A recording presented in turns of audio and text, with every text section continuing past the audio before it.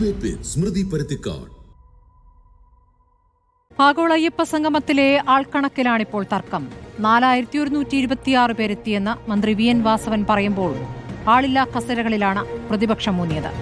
നാണവും മാനവുമില്ലാത്ത മാധ്യമങ്ങൾ AI ഉപയോഗിച്ചിട്ടുണ്ടാക്കിയ ആളില്ലാ കസേരകളെന്നാണ് party സെക്രട്ടറിയുടെ കണ്ടെത്തൽ. സംഗമം പരാജയപ്പെട്ടോ എന്ന ചോദ്യത്തോടുള്ള പാർട്ടി സെക്രട്ടറിയുടെ രോഷം യഥാർത്ഥത്തിൽ എന്തിനാണ്? ഞങ്ങൾ കാണിക്കുന്ന കാഴ്ചകളും ഞങ്ങളുടെ കാഴ്ചപ്പാടുകളും അംഗീകരിക്കാത്തവർ കള്ളന്മാരെന്ന നിലപാട് ഫാസിസത്തിന്റെ പല രൂപങ്ങളിൽ പെടില്ലേ? വെള്ളാപ്പള്ളി പിണറായി ഭക്തനെന്ന് പറയുമ്പോൾ വെള്ളാപ്പള്ളി പിണറായി ഭക്തനെന്നാണോ അതോ ഭക്തനാണ് പിണറായി എന്നാണോ വായിക്കേണ്ടത്? 1-ാം നമ്പർ കാറിൽ വെള്ളാപ്പള്ളിയെ ഗുരുവാക്കി പിണറായി വന്നിറങ്ങിയതിനെതിരെ ഇന്ന് മുസ്ലിം ലീഗ് പ്രതികരിച്ചിട്ടുണ്ട്. വെള്ളാപ്പള്ളി വഴി ഈഴവ വോട്ടുകൾ മുഴുവൻ ഇടതുപെട്ടിയിൽ വീഴുമെന്ന് ആശങ്കപ്പെടുന്ന BJP നാളത്തെ ബദൽ സംഗമത്തിൽ വെള്ളാപ്പള്ളിയെ പ്രതീക്ഷിക്കുന്നുമുണ്ട്. സ്റ്റാലിനെ തടയുമെന്ന് പറഞ്ഞിരുന്ന BJP അധ്യക്ഷൻ ഒന്ന് വിളിച്ചിരുന്നെങ്കിൽ ഞങ്ങളും വരുമായിരുന്നല്ലോ എന്ന് ഇന്ന് പറയുന്നുണ്ട്. 2018 പ്രക്ഷോഭങ്ങളും വിപ്ലവ പ്രസംഗങ്ങളും ഇന്നത്തെ ഗീതാവ്യാഖ്യാനങ്ങളും ജനം വിലയിരുത്തുന്നു. ചെങ്കൊടി നരച്ച് കാവ്യാകൂ എന്ന ആശങ്കയോട് 2ാം നവോത്ഥാന കാലത്ത് വാചാലരായവരിൽ നിന്നും പ്രതികരണങ്ങളൊന്നുമില്ല. പമ്പാ തീരത്ത് കണ്ടത് AI കാഴ്ചയോ എന്നതാണ് ചോദ്യം.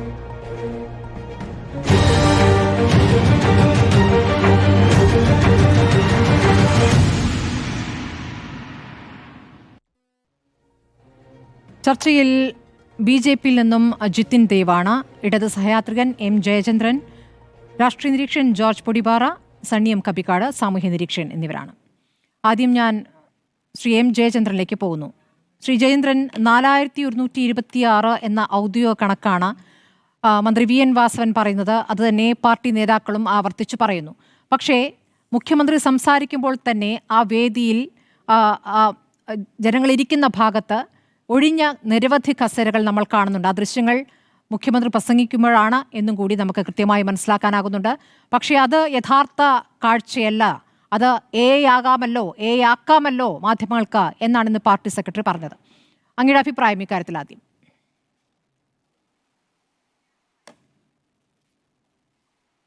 സ്മൃതി, ഈ കേസിൽ പിന്നെ നമ്മൾ ഈ ഒരു തർക്കത്തിൽ ഇന്നലെ ഈ പരിപാടിയിൽ ആദ്യന്തം പങ്കെടുത്ത ആളാണ് ഞാൻ. രാവിലെ 8:30 മുമ്പേ അവിടെ ചെന്ന ആളാണ്. വൈകുന്നേരമാണ് മടങ്ങിയത്. അപ്പോൾ അത് കഴിഞ്ഞ് ഇന്ന് ഈ വിവാദം ഉണ്ടാകുമ്പോഴൊക്കെ ഞാനിങ്ങനെ പിന്നെ എനിക്ക് വാസ്തവത്തിൽ ഒരു വലിയ അതിശയമാണ് തോന്നിയത്. എന്തുകൊണ്ടാണ് ഇത്തരത്തിലൊക്കെ അവിടെ സംസാരിക്കപ്പെടുന്നതെന്നുള്ളത്. പക്ഷെ ഉച്ചയായപ്പോഴേക്ക് അതിൻ്റെ വസ്തുത അറിയാതെയാണെങ്കിലും UDF ഒരു പ്രമുഖ നേതാവിൽ നിന്ന് തന്നെ പുറത്തു വന്നതോടുകൂടി കാര്യം മനസ്സിലായി എന്താണെന്നുള്ളത്. വസ്തുത തന്നെ അദ്ദേഹം പറഞ്ഞത്. അതിരിക്കട്ടെ, അതിലേക്ക് വരാം. അതിനു മുൻപ് പിന്നെ ഉദ്ഘാടനം തീരുമാനിച്ചിരുന്നത് 9:30-ക്കാണ്. പക്ഷെ 10 മണിക്കാണ് മുഖ്യമന്ത്രി ഉദ്ഘാടനത്തിന് എത്തിയത്. അദ്ദേഹം 48 മിനിറ്റാണ് ഉദ്ഘാടന പ്രസംഗം നടത്തിയത്. അതിനുശേഷം 11:30 വരെ ബാക്കിയുള്ള ആൾക്കാരുടെ എല്ലാം ആശംസാ പ്രസംഗങ്ങളും ഒക്കെയായി, അധ്യക്ഷ പ്രസംഗം ഒക്കെ ആയിട്ട് അത് കഴിഞ്ഞു പോയി. 11:35 സെഷൻ തുടങ്ങുന്നത്. ചർച്ചകൾ 3 തരത്തിലായിരുന്നല്ലോ ചർച്ചകൾ. പിന്നെ അതറിയാമല്ലോ, ഞാൻ അതിന്റെ വിശദാംശങ്ങളിലേക്ക് പോകേണ്ട കാര്യമില്ലെങ്കിൽ സൂചിപ്പിക്കുക മാത്രമാണ് ചെയ്യുന്നത്. ഒന്ന് മാസ്റ്റർ പ്ലാൻ, പിന്നെ മറ്റൊന്ന് ഈ ക്രൗഡ് മാനേജ്മെന്റ്, മറ്റൊന്ന് ടൂറിസം പിൽഗ്രിം സർക്യൂട്ട്. ഈ 3 കാര്യങ്ങളാണ് 3 വേദികളിലായി ചർച്ച ചെയ്തത്. അപ്പോൾ മുഖ്യമന്ത്രി പ്രസംഗിക്കുമ്പോൾ ജാം പാക്ഡ് എന്നൊക്കെ പറയാവുന്ന തരത്തിലായിരുന്നു അവിടെ ആളുണ്ടായിരുന്നത്. അവിടെ ആരെങ്കിലുമൊക്കെ നിന്നിട്ടുണ്ടെങ്കിൽ പിന്നെ റിപ്പോർട്ടർ സംഘം TV പ്രസാദിന്റെയൊക്കെ നേതൃത്വത്തിൽ ഉണ്ടായിരുന്നല്ലോ അവിടെ. അവരുടെ അത് തക്ഷണം തന്നെ കാണികൾക്ക് കൊടുക്കുന്നുണ്ടായിരുന്നല്ലോ. അപ്പോൾ അത് എല്ലാവരും ഉണ്ടായിരുന്നു. എല്ലാ ചാനലിന്റെ ആൾക്കാരുണ്ടായിരുന്നു, മറ്റു മാധ്യമപ്രവർത്തകരും ഒക്കെ ഉണ്ടായിരുന്നു. എല്ലാവരും കാണുന്നുണ്ടായിരുന്നു. പക്ഷെ അത് കഴിഞ്ഞപ്പോൾ ഞാനീ പറഞ്ഞ 11:35 എല്ലാവരും പിരിയുന്നത്. മുഖ്യമന്ത്രിയും മന്ത്രിമാരും വേദി വിട്ടപ്പോഴേക്ക് സ്വാഭാവികമായി കുറെ ആൾക്കാർ പോവും, അല്ലാത്ത കുറെ ആൾക്കാർ മന്ത്രിമാരെ കാണാനും ഒക്കെ ആയിട്ട് അവരും മാറിയിട്ടുണ്ട്. അപ്പൊ നേരത്തെ തന്നെ വ്യക്തത വരുത്തിയിട്ടുള്ള ഒരു കാര്യം, പങ്കെടുക്കുന്ന എല്ലാവർക്കും ചർച്ചയിൽ ഇടപെടാനോ പങ്കെടുക്കാനോ കഴിയില്ല. 3 വേദികളിലായി നടക്കുന്ന ചർച്ച, അത് സെലക്റ്റീവ് ആയിട്ടുള്ള ആൾക്കാരുടെ കാര്യങ്ങൾ നേരത്തെ തന്നെ അവർ ചെയ്തു വെച്ചിട്ടുണ്ട്. അല്ലെങ്കിൽ ആർക്കെങ്കിലും പങ്കെടുക്കുന്നവർക്ക് പറയാനുണ്ടെന്നുണ്ടെങ്കിൽ തന്നിരിക്കുന്ന ആ ഒരു ബാഗുണ്ട്, അതില് കടലാസുണ്ട്, അതിൽ കുറിച്ച് സംഘാടകർ കൊടുക്കാവുന്നതാണ്. അതും അനൗൺസ് ചെയ്യപ്പെട്ടു. മന്ത്രി വാസവൻ തന്നെയാണ് അതും പറഞ്ഞത്. അപ്പോൾ അത് കഴിഞ്ഞിട്ട് ഞാൻ ഈ മുമ്പേ പറഞ്ഞ UDF ഒരു രാഷ്ട്രീയ നേതാവ് ഭാഗികമായ ഒരു UDF ഇങ്ങനെ തുടർച്ചയായി നുണ പറഞ്ഞുകൊണ്ടിരിക്കും. അതൊരു തരം ഈ പൊളിറ്റിക്കൽ ഹിപ്പോക്രസി തന്നെയാണ്.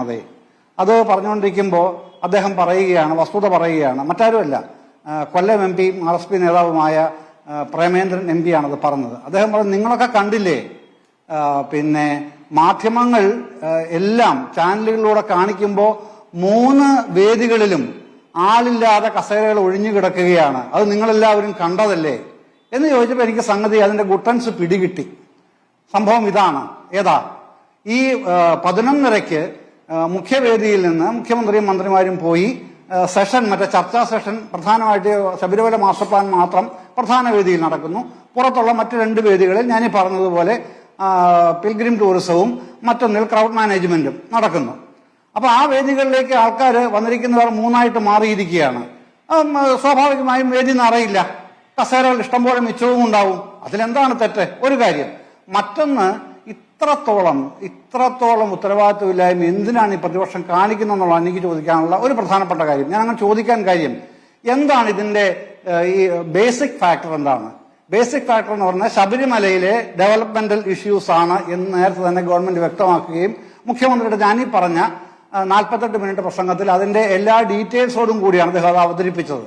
ആ പ്രശ്നത്തിൽ എന്തെങ്കിലും വിമർശിക്കാനുണ്ടെങ്കിൽ അല്ലെങ്കിൽ അഭിപ്രായം പറയാനുണ്ടെങ്കിൽ അത് ജനങ്ങൾക്ക് വേണ്ടിയാണെങ്കിൽ അത്തരത്തിലുള്ള ജനപക്ഷത്ത് നിന്നുകൊണ്ടുള്ള അഭിപ്രായങ്ങൾ സ്വാഭാവികമായി പറയാൻ അവകാശമുള്ളവരാണ് പ്രതിപക്ഷം, മാധ്യമങ്ങൾ, വിമർശകർ ഒക്കെ അതിന് അവകാശമുള്ളവരാണ്. പക്ഷെ അതൊന്നും അല്ല കാണുന്നത്. പങ്കെടുത്തവർ ഇത്രയാണെന്ന് പറയുന്നത് തെറ്റാണ്. ഇത്ര പേര് പങ്കെടുത്തിട്ടില്ല, അല്ല കസേരകളുടെ ബാഹുല്യമാണ് കണ്ടത് ആണെന്ന് ഞാൻ മുഖവിലേക്ക് അതെല്ലാം എടുക്കുകയാണ്. ഞാൻ ഈ പറഞ്ഞ വിമർശനങ്ങളൊക്കെ അങ്ങ് ഒഴിവാക്കി പ്രേമേന്ദ്രൻ പറഞ്ഞതും മാറ്റിവെച്ച് ഞാനതൊക്കെ അങ്ങ് ഉൾക്കൊള്ളുന്നു, സ്വീകരിക്കുന്നു. പറഞ്ഞു വരുന്നത് ഇത്തരം പറഞ്ഞ ചോദിക്കട്ടെ ശ്രീ ജയേന്ദ്രൻ, അതായത് NK പ്രേമചന്ദ്രൻ പറഞ്ഞതിന് ശേഷമാണ് ക്യാമറകൾ ഈ ഒഴിഞ്ഞ കസേരകൾ കാണിച്ചെന്നാണോ? NK പ്രേമചന്ദ്രൻ അവിടെ അതിഥി ആയിരുന്നില്ലല്ലോ. അപ്പോൾ അദ്ദേഹം സ്വാഭാവികമായും TV-യിൽ വാർത്ത കണ്ട് ഈ തത്സമയ സംപ്രേഷണം കണ്ട് മനസ്സിലാക്കിയ ഒരു കാര്യമായിരിക്കുമല്ലോ മാധ്യമങ്ങളോട് പറഞ്ഞിട്ടുണ്ടാവുക. അല്ല, ഞാൻ NK പ്രേമേന്ദ്രൻ പറഞ്ഞതിന്റെ പേരിലല്ല ഞാൻ പറഞ്ഞത്. NK പ്രേമേന്ദ്രൻ അർത്ഥസത്യമെങ്കിലും പറഞ്ഞുവല്ലോ എന്നാണ് ഞാൻ പറഞ്ഞത്. അത് തന്നെയാണ് ഞാൻ പറഞ്ഞത്. അദ്ദേഹം ആ ഒരു അർത്ഥസത്യമെങ്കിലും പറയാൻ അദ്ദേഹത്തിന് കഴിഞ്ഞല്ലോ. ശബരിമല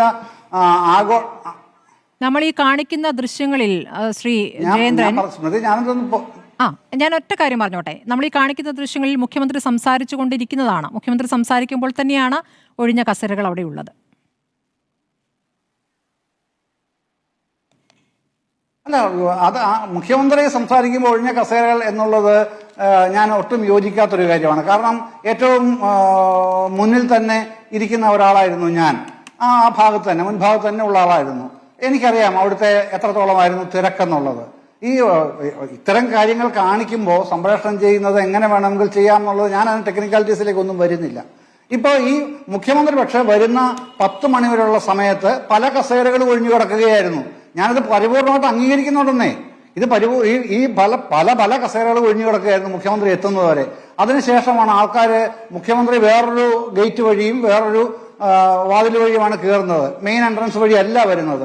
അപ്പൊ ഇദ്ദേഹം 10 മണിക്ക് വേദിയിൽ വന്നപ്പോഴേക്കാണ് പെട്ടെന്ന് പുറത്തു നിന്ന് ആൾക്കാരെല്ലാം കൂടെ അകത്തോട്ട് വരുന്നു. അവരവരുടെ ഇരിപ്പിടങ്ങളിൽ എല്ലാവരും ഇരിക്കണമെന്ന് മന്ത്രി വാസവൻ വീണ്ടും ആവശ്യപ്പെടുന്നു. കാരണം ഒരുപാട് പേര് നിൽക്കുകയാണ്. മീഡിയ സെന്ററിന്റെ അവിടെ കുറെ പേര് കൂടി നിൽക്കുന്നു, ക്യാമറകളുടെ 2 വശത്തും കുറെ പേര് നിൽക്കുന്നു, ഉദ്യോഗസ്ഥന്മാർ വേദിയുടെ മുമ്പിൽ തന്നെ ഒരു സൈഡിലായിട്ട് മാറി നിൽക്കുന്നു. അപ്പോഴാണ് മന്ത്രി തന്നെ അനൗൺസ് ചെയ്യുന്നത്. ഇതൊക്കെ നമ്മൾ കാണുകയാണല്ലോ, ലൈവായിട്ട് കാണുകയാണല്ലോ. അപ്പൊ അതിന്റെ അകത്തൊക്കെ ഇത് ഒന്നും നുണ പറയേണ്ട കാര്യമില്ല. ഇതൊന്നും നുണ പറഞ്ഞ് എന്ത് നേടാനാണ് എനിക്കിവിടെ? ഒന്നും നേടാൻ ഞാൻ ആഗ്രഹിക്കുന്നില്ല. ഞാനെന്തല്ല ആരും ആഗ്രഹിക്കുന്നില്ല. ഗോവിന്ദമാഷ് ഇങ്ങനെ പറഞ്ഞതിൽ പോയി എനിക്ക് വിയോജിപ്പാണ് സ്മൃതി ഉള്ളത്. അങ്ങനെയല്ല, അദ്ദേഹം അങ്ങനെ ഇതിന്റെ നമ്പർ ഗെയിം അല്ലല്ലോ ഇത്. അദ്ദേഹം അതൊന്നും പറഞ്ഞത് തർക്കിക്കുകയോ സമയം കളയുകയോ ചെയ്യേണ്ട എന്ത് കാര്യമാണുള്ളത്? അതല്ല, ഇതിന്റെ ക്രക്സ് എന്ന് പറഞ്ഞാൽ എന്താണ്? ആഗോള അയ്യപ്പ സംഗമം, അതാണ്. ശരി, ശ്രീ ജിതിൻ ദേവ്, അതിന്റെ ക്രക്സ് മനസ്സിലാക്കിയത് കൊണ്ടാണോ നിങ്ങളുടെ പാർട്ടി സംസ്ഥാന അധ്യക്ഷൻ ഞങ്ങളെ കൂടി ക്ഷണിച്ചിരുന്നെങ്കിൽ ഞങ്ങളും വരുമായിരുന്നല്ലോ എന്ന് പറഞ്ഞത്? ഈ പറയുന്ന രൂപത്തിലല്ല. MP ഗോവിന്ദൻ പറഞ്ഞതുപോലെ തന്നെ ഒരു വലിയ വൻ വിജയമായിരിക്കുന്നു, ലോകപ്രശസ്ത വിജയമായിരിക്കുന്നു എന്ന് പറയുമ്പോൾ അത് മനസ്സിലാക്കിയിട്ടാണോ നിങ്ങൾ കൂടി ആ നിലപാട് മാറ്റുന്നത്? അങ്ങയുടെ ചോദ്യത്തിലേക്ക് ഞാൻ വരാം. ശ്രീ MP ഗോവിന്ദൻ എന്ന് അവകാശപ്പെട്ടത് ഇത് അഖില ലോക വിജയമായി എന്നുള്ളതാണ്. അതോടൊപ്പം തന്നെ മാധ്യമങ്ങളുടെ വിഷ്വലുകളെ തള്ളി പറഞ്ഞുകൊണ്ട് അദ്ദേഹം ഇതെല്ലാം AI ആണെന്ന് പറയുന്നുണ്ടായിരുന്നു. എൻ്റെ ഓർമ്മയിൽ ഒരു 6-7 മാസം മുമ്പാണ് അദ്ദേഹം തളിപ്പറമ്പിൽ ഒരു പാർട്ടി വേദിയിൽ നടത്തിയൊരു പ്രസംഗമുണ്ട്. വരുമ്പോൾ സോഷ്യലിസം വളരും എന്നൊരു പ്രസംഗമുണ്ട്. അപ്പോൾ ഇതാണ് അദ്ദേഹം അന്ന് ഉദ്ദേശിച്ചതെന്നാണ് ഞാൻ മനസ്സിലാക്കുന്നത്. കാരണം യുഗത്തിൽ ഇങ്ങനെ ആളില്ലെങ്കിൽ പോലും ആളുണ്ടെന്ന് കാണിച്ചൊക്കെ പരിപാടി സംഘടിപ്പിക്കാൻ സാധിക്കുമെന്നാണ് ഉദ്ദേശിച്ചത്. ചുരുക്കി പറഞ്ഞാൽ ഇത് സംഗമമാണ്, ഒരു ആളില്ലാത്ത സംഗമമായി പോയി, അല്ലെങ്കിൽ അയ്യപ്പനില്ലാത്ത സംഗമമായി പോയി എന്ന് നമുക്ക് ചുരുക്കത്തിൽ ഇതിനെ വിശേഷിപ്പിക്കാം. കാരണം ഇവർ അവകാശപ്പെട്ടതുപോലെ കോടിക്കണക്കിന് രൂപയുടെ വികസന പദ്ധതികളോ അല്ലെങ്കിൽ ശബരിമല മാസ്റ്റർ പ്ലാൻ നടപ്പിലാക്കുന്നതിന് ആവശ്യമായിട്ടുള്ള ഏതെങ്കിലും തരത്തിലുള്ള പദ്ധതികൾക്ക് പിന്തുണയോ ഈ സമ്മേളനത്തിന്റെ അല്ലെങ്കിൽ ഈ സംഗമത്തിന്റെ ഭാഗമായിട്ട് അവിടെ ഉണ്ടായിട്ടില്ല. പിന്നെ ഈ കണക്കുകൾ പറയുന്ന സമയത്ത് ഞാൻ ഇന്നലെയൊക്കെ നമ്മൾ ചർച്ച ചെയ്തുകൊണ്ട് അതിന്റെ കൂടുതൽ വിശദാംശങ്ങളിലേക്ക് പോകുന്നില്ല. പക്ഷേ ആ മാധ്യമങ്ങൾ റിപ്പോർട്ട് ചെയ്ത, അല്ലെങ്കിൽ ഇത് ഒരു മാധ്യമം മാത്രമാണ് റിപ്പോർട്ട് ചെയ്തതെങ്കിൽ നമുക്ക് പറയാം ആ മാധ്യമം കളവ് പറയുന്നത്. പക്ഷേ കേരളത്തിലെ മുഴുവൻ മുഖ്യധാരാ മാധ്യമങ്ങളും വിഷ്വൽ സഹിതം ഇതിനെ തുറന്നു കാണിക്കാനായിട്ട് ശ്രമിക്കുന്നുണ്ടായിരുന്നു. അപ്പം ഇത് പരാജയപ്പെട്ടു പോയി. ഏതാണ്ട് 3500-4000 പേരെ ക്ഷണിച്ചണക്കെ ഔദ്യോഗികമായി 623 പേർ പങ്കെടുത്തു. പിന്നെ അവർ ഈ പറയുന്നത് പോലെ 10,000-ഓളം സർക്കാർ ഉദ്യോഗസ്ഥരെയും പാർട്ടി കേഡർമാരെയും അല്ലെങ്കിൽ ഇപ്പം ശ്രീ M. ജയചന്ദ്രനെ പോലുള്ള സഹയാത്രികരെയൊക്കെ കൊണ്ടുവന്നിരുത്തി, മറ്റേ മുൻ സിമി നേതാവ് ജലീലിനെ പോലെയൊക്കെ കൊണ്ടുവരുത്തി കുറച്ച് പരിഹരിക്കാൻ ശ്രമിച്ചു. പക്ഷേ എങ്കിലും ഒരു 1500-1700 കസേരകൾക്ക് അപ്പുറത്ത് നിറയ്ക്കാൻ സാധിച്ചിട്ടില്ലെന്നാണ് എൻ്റെ വിശ്വാസം. കാരണം ഈ ക്ക് മറ്റൊരു ഗുണമുണ്ട്. ഇപ്പം നമ്മൾ ഒരു പരിപാടിയുടെ ഒരു 2-3 ഫോട്ടോഗ്രാഫ് ഈ പറഞ്ഞ ചാറ്റ് GPT-ക്കോ ജെമിനിക്കോ മെറ്റയ്ക്കോ ഒക്കെ ഇട്ടുകൊടുത്തതിന് ശേഷം ഇതിനകത്ത് ക്രൗഡ് ഒന്ന് കണ്ടുപിടിച്ച് തരാൻ പറഞ്ഞാൽ അത് കൃത്യമായിട്ട് കണ്ടുപിടിച്ച് തരും. അങ്ങനെ ഞാൻ ഇന്നലത്തെ സമ്മേളനത്തിന്റെ ഫോട്ടോസ് ഈ പറഞ്ഞ വിവിധ ടൂളുകളിൽ കൊടുത്ത സമയത്ത് ഒരു 1500-1600 എന്നൊക്കെയാണ് യുടെ കണക്കൂട്ടിൽ. അപ്പൊ അതുകൊണ്ട് ചാരി രക്ഷപ്പെടാൻ ശ്രമിക്കരുത് എന്നാണ് പറയാനുള്ളത്. 2, ആഗോള അയ്യപ്പ സംഗമത്തിനെ മുഖമടച്ചെതിർക്കുന്ന ഒരു നിലപാട് ആദ്യം പോലെ തന്നെ രാജീവ് ചന്ദ്രശേഖർ BJP സംസ്ഥാന അധ്യക്ഷൻ സ്വീകരിച്ചിട്ടില്ല. അദ്ദേഹം ആദ്യം ചൂണ്ടിക്കാണിച്ച വിഷയം എന്തായിരുന്നു? ഇവിടെ സനാതന ധർമ്മവും ഹിന്ദു വിശ്വാസവും ഒക്കെ ഡെങ്കുവാണ്, മലേറിയാണ്, പകർച്ചവ്യാധിയാണ്, അല്ലെങ്കിൽ ഞാൻ ഇത്ര ക്ഷേത്രങ്ങൾ പൊളിച്ചു എന്ന് വലിയ അവകാശവാദത്തോട് പറയുന്ന DMK നേതാക്കന്മാരെ അവിടെ ക്ഷണിച്ചതിലുള്ള ഒരു ഔചിത്യക്കുറവ് ആണ് അദ്ദേഹം ആദ്യം ചൂണ്ടിക്കാണിച്ചത്. രണ്ടാമത് അദ്ദേഹം അന്നും ഇന്നും ചൂണ്ടിക്കാണിക്കുന്നത് ഇതൊരു രാഷ്ട്രീയ പാപ്പരത്വമാണ്, ഒരു രാഷ്ട്രീയ അജണ്ടയാണ്, ഇതൊരു അവസരവാദ രാഷ്ട്രീയ സംഗമമാണ് എന്നുള്ളതാണ്. അപ്പം ഇത് ശബരിമല വിശ്വാസ സംരക്ഷണത്തിന് വേണ്ടിയിട്ടോ ശബരിമല വികസനത്തിന് വേണ്ടിയിട്ടോ ആര് ആ വിശ്വാസത്തിന് സംരക്ഷണം കൊടുക്കുവാൻ വേണ്ടിയിട്ട് അല്ലെങ്കിൽ വികസനത്തിന് വേണ്ടിയിട്ട് ശരിയായ ഉദ്ദേശത്തോടെ സംഘടിപ്പിക്കുന്ന ഒരു പരിപാടിയെയും കണ്ണടച്ച് എതിർക്കുന്ന ഒരു നെഗറ്റീവ് പൊളിറ്റിക്സ് കേരളത്തിൽ BJP നടത്താൻ ഉദ്ദേശിക്കുന്നില്ല. BJP എല്ലാ കാലവും പറഞ്ഞുകൊണ്ടിരിക്കുന്നത് ഒരു പോസിറ്റീവ് പൊളിറ്റിക്സിന്റെ രാഷ്ട്രീയമാണ്, വികസനത്തിന്റെ രാഷ്ട്രീയമാണ്. പക്ഷേ ഇവിടെ സംഘടിക്കപ്പെട്ടിരിക്കുന്നത് ഒരു അവസരവാദ രാഷ്ട്രീയത്തിന്റെ അല്ലെങ്കിൽ ഒരു രാഷ്ട്രീയ ഇരട്ടത്താപ്പാണ് ഇന്നലത്തെ സംഗമത്തിലൂടെ നമുക്ക് കാണാൻ സാധിക്കുന്നത്. നോക്കൂ, ഇവർ അവകാശപ്പെടുന്നത് പോലെ 182ഓളം വിദേശ പ്രതിനിധികൾ പങ്കെടുത്തു. ഇവർക്ക് പറയണ്ടേ ഇതാരാണ് ഈ 182 വിദേശ പ്രതിനിധികൾ? കാണിച്ചു കൊടുക്കുക. വിഷ്വൽ കൈരളി ചാനലും ദേശാഭിമാനിയൊക്കെ ഉണ്ടായിരുന്നല്ലോ അവിടെ. അപ്പൊ ദാണ്ട ഈ 182 ഈ പറഞ്ഞ പോലെ മലേഷ്യയിൽ നിന്നും തായ്ലൻഡിൽ നിന്നും ഉഗാണ്ടയിൽ നിന്നും അർജന്റീനയിൽ നിന്നും ഒക്കെ വന്ന പ്രതിനിധികൾ ഇവരൊക്കെയാണ് എന്ന് കാണിക്കാമല്ലോ. അതിനുശേഷം നമുക്കറിയാം ലോക കേരള സഭയൊക്കെ വലിയ കൺവെൻഷനൊക്കെ കഴിഞ്ഞതിന് ശേഷം ഉത്തരവാദിത്തപ്പെട്ട മന്ത്രിമാർ പത്രസമ്മേളനം നടത്തുന്ന സമയത്ത് അവർ അവകാശപ്പെടാറുണ്ട് ഞങ്ങൾക്ക് ഒരു 100 കോടി രൂപയുടെ വികസന പദ്ധതികൾ ഇവിടെ കിട്ടി, അല്ലെങ്കിൽ 200 കോടി രൂപയുടെ വികസന പദ്ധതി കിട്ടി. പക്ഷേ ഇന്നലെ ഈ സംഗമത്തിന് ശേഷം ദേവസ്വം മന്ത്രി ശ്രീ വാസവൻ നടത്തിയ വാർത്താ സമ്മേളനത്തിൽ അദ്ദേഹത്തിന് അത് എങ്ങനെയെങ്കിലും ഒന്ന് അവസാനിപ്പിച്ച് അവിടെ നിന്ന് രക്ഷപ്പെടാനുള്ള ഒരു വെപ്രാളം മാത്രമാണ് കാണാൻ സാധിക്കുന്നത്. കാരണം കാതലായ ഒരു ചർച്ചയും അവിടെ നടന്നിട്ടില്ല. 3 വേദികളിലായി ഇപ്പൊ ഇവിടെ ശ്രീ ജയചന്ദ്രൻ സാർ സൂചിപ്പിച്ചതുപോലെ നടത്തിയ സെമിനാറുകളിലൊന്നും കാതലായ ഒരു നിർദ്ദേശമോ അല്ലെങ്കിൽ അതിനാവശ്യമായിട്ടുള്ള ഈ കാര്യങ്ങൾ പൂർത്തീകരിക്കാൻ ആവശ്യമായിട്ടുള്ള ഒരു സാമ്പത്തിക പിന്തുണയോ അല്ലെങ്കിൽ സമർപ്പണമോ ഇവരുടെ ഭാഷയിൽ പറഞ്ഞ ഒരു സ്പോൺസർഷിപ്പ് അവിടെ ഉണ്ടായിട്ടില്ല. എന്തെങ്കിലും തരത്തിലുള്ള ഒരു സൂചന ഉണ്ടായിരുന്നെങ്കിൽ ഇന്നത് വലിയ സംഭവമായിട്ട് ശ്രീ വാസവൻ അത് പറഞ്ഞേനെ. അപ്പോൾ ഇതൊരു പൊളിഞ്ഞുപോയ സംഗമമാണ്, ആളില്ലാത്ത സംഗമമാണ്, അയ്യപ്പ വിശ്വാസികളില്ലാത്ത സംഗമമായി ഈ സംഗമം മാറി. പക്ഷേ നിങ്ങൾ ഇത് വളരെ പോസിറ്റീവായി കാണുന്ന ആളുകളായിരുന്നുവെങ്കിൽ നിങ്ങൾ എന്തിനാണ് ഒരു ബദൽ സംഗമത്തിന് നാളെ ആലോചന നടത്തുന്നത്? നാളെ എന്തിനാണ് മറ്റൊരു സംഗമം നടത്താൻ ഉദ്ദേശിക്കുന്നത്? നിങ്ങൾക്ക് അതല്ലാതെ നേരത്തെ തന്നെയുള്ള പരിപാടിയായിരുന്നെങ്കിൽ ആ രൂപത്തിൽ പറയാമായിരുന്നു. പക്ഷേ ഇവിടെ സർക്കാർ ഒരു സംഗമം പ്രഖ്യാപിച്ചപ്പോഴാണല്ലോ നിങ്ങളും മറ്റൊരു സംഗമം പറഞ്ഞത്. സ്മൃതി, ഈ രാഷ്ട്രീയ ഇരട്ടത്താപ്പ് തുറന്നു കാണിക്കാനാണ് BJP ആദ്യം മുതൽ ശ്രമിച്ചുകൊണ്ടിരിക്കുന്നത്. ഈ സംഗമത്തിന്റെ സംഘാടകർ ശബരിമല കർമ്മസമിതിയാണ്. ഈ സംഘാടക സമിതിയിലെ പ്രധാനപ്പെട്ട ആൾക്കാർ അയ്യപ്പന്റെ പിതൃസ്ഥാനത്ത് നിൽക്കുന്ന പന്തളം കൊട്ടാരവും അതേപോലെ തന്നെ ശബരിമലയിൽ ആചാര സംരക്ഷണങ്ങൾക്കും ശബരിമലയുടെ സുരക്ഷയ്ക്കും കാലങ്ങളായിട്ട് അല്ലെങ്കിൽ പൗരാണിക കാലഘട്ടം മുതൽ അവകാശമുള്ള മലയേറിയ സമുദായം ഉൾപ്പെടെയുള്ള അയ്യപ്പ വിശ്വാസികളുടെ സംഗമമാണ് നാളെ സംഘടിപ്പിക്കപ്പെടുന്നത്. ഇപ്പൊ മറ്റൊരു കാര്യം കൂടെ ഞാൻ അങ്ങ് ചോദിച്ച ചോദ്യത്തിന് പൂരകമായി മറ്റൊരു കാര്യം ചൂണ്ടിക്കാണിക്കാം. പന്തളത്ത് ഇപ്പോൾ ഈ സംഗമത്തിൽ നിന്നുള്ള പ്രചോദനം എന്ന് ഉൾക്കൊണ്ടോളൂ. പന്തളത്ത് പുതിയതായി നിർമ്മിക്കപ്പെട്ട ഒരു ബസ് ടെർമിനലിൽ അവിടെ സ്വാമി അയ്യപ്പൻ ബസ് ടെർമിനൽ എന്ന് പന്തളം നഗരസഭ BJP ആണ് ഭരിക്കുന്നത്. അവർ പേര് കൊടുത്ത സമയത്ത് അതിനകത്ത് ഏറ്റവും കൂടുതൽ ആ കൗൺസിൽ മീറ്റിംഗിൽ ഒച്ചപ്പാടുണ്ടാക്കിയത് ആരാണെന്നും ഇപ്പോൾ കോടതിയിൽ പോകാൻ പോകുന്നവരുടെ രാഷ്ട്രീയം എന്താണെന്നും നമ്മൾ പരിശോധിക്കാൻ തയ്യാറായ മതി. അപ്പൊ ഇതൊക്കെ ഒരു കച്ചവട താല്പര്യമാകാം, അല്ലെന്നുണ്ടെങ്കിൽ നേരത്തെയൊക്കെ ഓരോരുത്തർ സൂചിപ്പിക്കുന്ന പോലെ പ്രായച്ചിത്തമാകാം. പക്ഷേ ഈ സംഗമം കൊണ്ട് മുഖ്യമന്ത്രി ശ്രീ പിണറായി വിജയനുള്ള അയ്യപ്പ കോപം അവസാനിച്ചില്ല എന്നാണ് മനസ്സിലാക്കുന്നത്. കാരണം ഇത്രത്തോളം വലിയ കെങ്കേമമായി 7 കോടി രൂപ മുടക്കി. നോക്കൂ, അവിടെ പറഞ്ഞ ഔദ്യോഗിക കണക്കനുസരിച്ച് 623 പേര്. അങ്ങനെയാണെങ്കിൽ ഒരാൾക്ക് വേണ്ടിയിട്ട് മുടക്കിയിരിക്കുന്നത് 1,12,359 രൂപയാണ്. ഈ കിറ്റ് ഞാൻ കണ്ടു, അവിടെ കൊടുത്ത ഇപ്പൊ ശ്രീ ജയചന്ദ്രൻ സാർ സൂചിപ്പിച്ച കിറ്റൊക്കെ ഞാൻ കണ്ടു. ആ കിറ്റിനകത്ത് ആ കിറ്റ് തയ്യാറാക്കാൻ ഏറ്റവും കുറഞ്ഞൊരു 300-500 രൂപ വരെ ചെലവാകും. അപ്പൊ ഈ ബാക്കി കിറ്റുകൾ എന്ത്? അപ്പം ഈ പറഞ്ഞതുപോലെ അവിടെ പങ്കെടുപ്പിക്കാൻ ഇവർ ശ്രമിച്ച, അല്ലെങ്കിൽ ഈ പറഞ്ഞ വിശ്വാസി സമൂഹം ഇതിനെ എന്താ പറയുക, അംഗീകരിക്കാൻ തയ്യാറായിട്ടുള്ളതാണ് എൻ്റെ ഉത്തരം. ആകെ തിരക്കുണ്ടായിരുന്നത് വിവിധ മാധ്യമ റിപ്പോർട്ടുകളിൽ നിന്ന് ഞാൻ മനസ്സിലാക്കുന്നത് അവിടെ പഴയടം നമ്പൂതിരിയുടെ ഭക്ഷണം കഴിക്കാൻ മാത്രമാണ് അവിടെ തിരക്കുണ്ടായിരുന്നത്. മറ്റു കാര്യങ്ങളെല്ലാം പൊളിഞ്ഞുപോയി. ഇവർ ഉദ്ദേശിച്ച തരത്തിൽ വിശ്വാസികളുടെ മനസ്സിലുണ്ടായ മുറിവിനെ ഉണക്കാം, അത് ഒരു വോട്ട് ബാങ്ക് രാഷ്ട്രീയമാക്കി മാറ്റാം എന്നുള്ളതായിരുന്നു ഇവരുടെ ഉദ്ദേശം.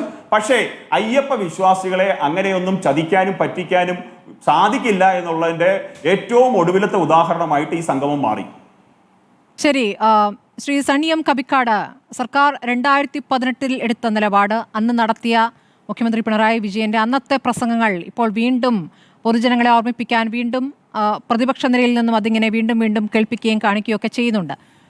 അങ്ങേക്കും ഓർമ്മയുണ്ടാകും അന്ന് എന്തൊക്കെ പ്രതീക്ഷകൾ നൽകുന്ന പ്രസംഗങ്ങൾ, പ്രതികരണങ്ങൾ നടന്നു എന്നുള്ളത്. അതിനുശേഷം നടന്ന നവോത്ഥാന സമിതി, വനിതാ മതിൽ, ഇതൊക്കെ നമ്മൾ കണ്ടതാണ്. ഇന്നിപ്പോൾ നേരെ തിരിച്ച് ആചാര സംരക്ഷകരായി സർക്കാർ മാറുമ്പോൾ അതിനെ എങ്ങനെയാണ് അങ്ങ് കാണുന്നത്? ഇപ്പോൾ സ്ത്രീ പ്രവേശം എന്നുള്ളത് ഇപ്പോൾ അത് പറയേണ്ട കാര്യമില്ല, സ്ത്രീകളെ പ്രവേശിപ്പിക്കൂ എന്ന് ബിന്ദു അമ്മിണി ചോദിക്കുമ്പോൾ അവരെ പോലുള്ളവർക്ക് വരാനുള്ള ഇടമല്ല എന്നാണ് മന്ത്രി VN വാസവൻ പറഞ്ഞത്. അല്ല, ഇക്കാര്യത്തിൽ 2 കാര്യങ്ങൾ ശ്രദ്ധാപൂർവം നമ്മൾ കാണേണ്ടതുണ്ട്. അതിലൊന്ന്, ഈ അയ്യപ്പ സംഗമം നടത്തുമ്പോൾ ഗവൺമെൻറ് അല്ലെ ദേവസ്വം ബോർഡ് പ്രഖ്യാപിച്ചൊരു കാര്യം ശബരിമലയിലെ വികസനവുമായി ബന്ധപ്പെട്ടൊരു സംഗമം നടത്തുന്നതാണ്. ഇതൊരു സ്റ്റേറ്റിൻ്റെ ഭാഗമായി അത്തരം ഒരു കാര്യം ചെയ്യുമ്പോൾ ഇവിടുത്തെ ഹിന്ദുക്കളുടെ പ്രശ്നമായിട്ടോ വിശ്വാസികളുടെ പ്രശ്നമായിട്ടോ മാത്രം നമ്മളിതിനെ കാണാൻ പറ്റില്ല. ഇതൊരു പ്രോബ്ലം എന്ന് പറഞ്ഞാൽ ഗവൺമെൻറ് അത്തരമൊരു പദ്ധതി പ്രഖ്യാപിക്കുമ്പോൾ ഈ ഗവൺമെൻറ് ഇതിനു മുൻപ് നടത്തുന്ന വികസനത്തിൻ്റെ രീതിശാസ്ത്രം അതുമായി ബന്ധപ്പെട്ട ജനങ്ങളെ വിളിച്ചു ചേർത്താണോ തീരുമാനം എടുക്കാറുള്ളത്? ഏതെങ്കിലും ഗവൺമെൻറ് അങ്ങനെ ഒരു രീതി ഇവിടെ ഇല്ലല്ലോ. പിന്നെ ശബരിമലയിൽ മാത്രം അയ്യപ്പന്മാരെ വിളിച്ചു ചേർക്കണമെന്ന് ഇവർക്ക് തോന്നുന്നതിൻ്റെ പിന്നിൽ ഒരു കാരണമുണ്ട് നമ്മൾ കാണേണ്ടത്. അത് പലരും പറയുന്നത് പോലെ അത് 3-ാം വട്ട ഭരണമാവാം, കുശാഗ്രബുദ്ധിയാവാം, പല കാര്യങ്ങളാവാം. ഇപ്പം എനിക്ക് മുൻപ് സംസാരിച്ച സുഹൃത്ത് പറയുന്നത് അയ്യപ്പ കോപമാണെന്ന്. രാഷ്ട്രീയ ചർച്ചയിലാണ് പറയുന്നത്, ആ വാക്കൊക്കെ എടുത്ത് ഉപയോഗിക്കുന്നത് എന്ന് നമ്മൾ കാണണം. അയ്യപ്പ കോപം. 2018 പിണറായി വിജയൻ വലിയ കുറ്റകൃത്യം ചെയ്തു എന്ന് വിചാരിക്കുന്ന ഒരാളല്ല ഞാൻ. അതിൻ്റെ കാരണം ഇന്ത്യൻ ഭരണഘടനയെ ബഹുമാനിക്കുകയും ഇന്ത്യൻ ഭരണഘടന അനുസരിച്ച് തന്നെ ഇന്ത്യയിലെ തർക്കപ്രശ്നങ്ങളടക്കം എല്ലാ കാര്യങ്ങൾക്കും തീരുമാനമുണ്ടാക്കണമെന്ന് വിചാരിക്കുന്നൊരു പൗരൻ എന്ന നിലയിലാണ് അന്ന് പിണറായി വിജയൻ പറഞ്ഞതിന് ഞാൻ കാണുന്നത്. ബഹുമാനപ്പെട്ട സുപ്രീം കോടതിയുടെ ഭൂരിപക്ഷ വിധിയിൽ സ്ത്രീകൾക്ക് പ്രവേശനമുണ്ടെന്ന് പറഞ്ഞു. അത് കേരളത്തിൽ നടപ്പിലാക്കും, ശബരിമലയിൽ നടപ്പിലാക്കും. ഇതൊരു ഭരണാധികാരി പറയാൻ ബാധ്യസ്ഥമാണ്. അപ്പോൾ ആ ഒരു ഇന്ത്യൻ ഭരണഘടനയുടെ സംരക്ഷകരായിട്ടുള്ള സുപ്രീം കോടതി വിധിയെക്കെതിരെ നടന്ന വലിയ ഒരു സമരം, നാമജപഘോഷയാത്ര എന്ന പേരിൽ റിച്വലും സമരവും കൂടി ഒരുമിച്ച് വന്ന് നടത്തിയ ആ പ്രതിരോധത്തെ ആശയപരമായും സംഘടനാപരമായും മറികടക്കുന്നതിൽ പരാജയപ്പെട്ട ഇടതുപക്ഷത്തിൻ്റെ ഒരു ഇടപാടാണ് ഈ സംഗമത്തിൽ കാണുന്നതെന്നാണ് ഞാൻ മനസ്സിലാക്കുന്നത്. അതായത് ഈ കേരളത്തിൽ ഭക്തർ ഇന്നലെയൊന്നും ഉണ്ടായതല്ല, പ്രത്യേകിച്ച് ശബരിമല ഭക്തർ. 100 കണക്കിന് വർഷങ്ങളായി കേരളത്തിലെ ഏറ്റവും സാധാരണ മനുഷ്യർ കൂട്ടത്തോടെ പോകുന്നൊരു സ്ഥലമായിരുന്നു ഈ പറയുന്ന കാനന ക്ഷേത്രമായ ശബരിമല അത് ഹിന്ദു ആക്കിയതിനെക്കുറിച്ചൊക്കെ വലിയ തർക്കങ്ങൾ നിലവിലുണ്ട്. ആ തർക്കങ്ങൾ എന്തുമാട്ടെ, അതങ്ങനെ തർക്കമുണ്ട് എന്ന കാര്യം എല്ലാവരും അംഗീകരിക്കണം. കേരളത്തിലുള്ളവർ തർക്കമുണ്ട് ആ കാര്യത്തിൽ. ഇതൊരു ഹിന്ദു ക്ഷേത്രം തന്നെയാണോ? ഹിന്ദു പുരാണങ്ങളിൽ അയ്യപ്പനെക്കുറിച്ചുള്ള പരാമർശങ്ങളുണ്ടോ? ശരണം വിളി ഈ പറയുന്ന സോക്കോൾഡ് ഇപ്പോൾ പ്രചരിപ്പിക്കപ്പെടുന്ന ഹിന്ദു സംസ്കാരത്തിൻ്റെ ഭാഗമാണോ? തുടങ്ങിയ തർക്കങ്ങൾ ഇവിടെയുണ്ട്. അപ്പോൾ ഞാൻ പറഞ്ഞു വരുന്നൊരു കാര്യം, ഈ ഭക്തജനങ്ങൾ പണ്ട് മുതലേ ഉള്ളതാണ്. ഇപ്പോഴത്തെ ഭക്തജനങ്ങൾക്കൊരു പ്രത്യേകതയുണ്ട്. അവർ ഒരു രാഷ്ട്രീയ ഗണമായി, ഒരു പൊളിറ്റിക്കൽ കാറ്റഗറിയായി കേരളത്തിൻ്റെ വിഷയങ്ങളിൽ ഇടപെടുന്ന ഓർഗനൈസ്ഡ് ആയിട്ടുള്ള ഒരു കാറ്റഗറിയായി മാറിയിരിക്കുന്നു. അവർ വെറും അമ്പലങ്ങളിൽ പോയി തൊഴുന്ന ഭക്തരല്ല, നിശ്ചിതമായ താല്പര്യങ്ങളാൽ നയിക്കപ്പെടുന്ന ഒരു ഗ്രൂപ്പായി രാഷ്ട്രീയത്തിൽ ഇടപെടുന്നു. അതുകൊണ്ട് ഈ മതം രാഷ്ട്രീയത്തിൽ ഇടപെടുന്നതിൻ്റെ വളരെ വ്യക്തമായൊരു സൂചനയാണ് ഇതിനകത്ത് കാണുന്നത്. അത് തീർച്ചയായും ഒരു ജനാധിപത്യ സമൂഹത്തിന് ഒട്ടും ഭൂഷണമായ കാര്യമല്ല. അത് ഹിന്ദുക്കളായാലും കൊള്ളാം, ക്രിസ്ത്യാനികളായാലും കൊള്ളാം, മുസ്ലിങ്ങളായാലും കൊള്ളാം. അവർ ഡയറക്റ്റായിട്ട് ഇതിൻ്റെ എല്ലാം നിയന്ത്രണം ഞങ്ങൾക്കാണെന്ന് പറയുന്നത് ഒരു ജനാധിപത്യ സംസ്കാരത്തിന് യോജിച്ചതല്ല എന്ന കാര്യം നമ്മൾ മനസ്സിലാക്കണം. രണ്ടാമതൊരു കാര്യം, ഭഗവത്ഗീതയുടെ തത്വങ്ങൾക്ക് അടിസ്ഥാനമായിട്ടുള്ള ഭക്തരെയാണ് ക്ഷണിച്ചിരിക്കുന്നത് എന്ന് പറയുന്നത്. അപ്പോൾ ഇതൊക്കെ വലിയ തർക്ക പ്രശ്നമാണ്. ഈ പിണറായി വിജയൻ കേരളത്തിലെ മുഖ്യമന്ത്രി എന്നതിൽ വിശാല ഇടതുപക്ഷക്കാരൊന്നും ഇതുവരെ രംഗത്തു വരുന്നത് ഞാൻ കണ്ടില്ല. ഇടതുപക്ഷ ബുദ്ധിജീവികൾക്ക് ഇക്കാര്യത്തിലുള്ളൊരു അഭിപ്രായം കേൾക്കാൻ യഥാർത്ഥത്തിൽ താല്പര്യമുണ്ട്. അപ്പോൾ ഭഗവത്ഗീതയിൽ എന്താണ് പറയുന്നതെന്ന് ഭക്തൻ പറയുന്നത് പോലെയല്ല, അല്ലാത്ത ഒരു വിമർശ പാരമ്പര്യവും ഉണ്ട്. അത് ഭക്തർ അംഗീകരിക്കലായിരിക്കും, പ്രത്യേകിച്ച് റിലീജിയസ് ഫനാറ്റിക്സുകൾ ഒരിക്കലും അംഗീകരിക്കലായിരിക്കും. പക്ഷേ അത്തരൊരു അഭിപ്രായമുണ്ട്. ഇടതുപക്ഷ സംസ്കാരത്തിൽ ഏറ്റവും പിടിക്കുന്ന DD കൊസാംബി തന്നെ ഭഗവത്ഗീതയെ കുറിച്ച് പറഞ്ഞത് അതൊരു പരസ്പര വിരുദ്ധമായ പ്രസ്താവനകളുടെ ഒരു പുസ്തകമാണെന്നാണ്, ടോട്ടോളജിയാണെന്നാണ് പറഞ്ഞത്.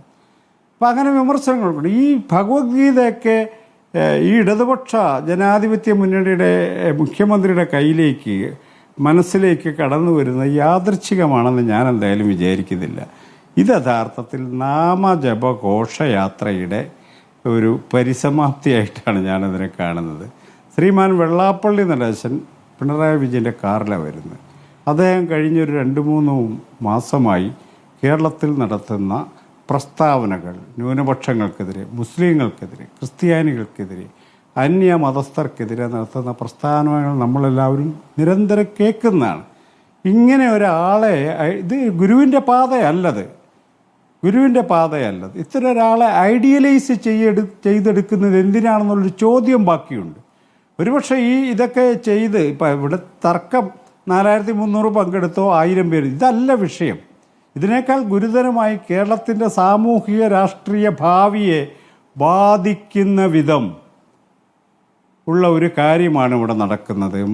സംഘടിതമായി ഇന്ത്യക്കകത്ത് ഹിന്ദുക്കൾ ഒരു പൊളിറ്റിക്കൽ കാറ്റഗറിയാണെന്ന് സ്ഥാപിച്ചവരാണ് ഇന്ത്യ ഭരിക്കുന്നത്. അതേ സംഭവം തന്നെ കേരളത്തിൽ അരങ്ങേറുകയാണ് ചെയ്യുന്നത്.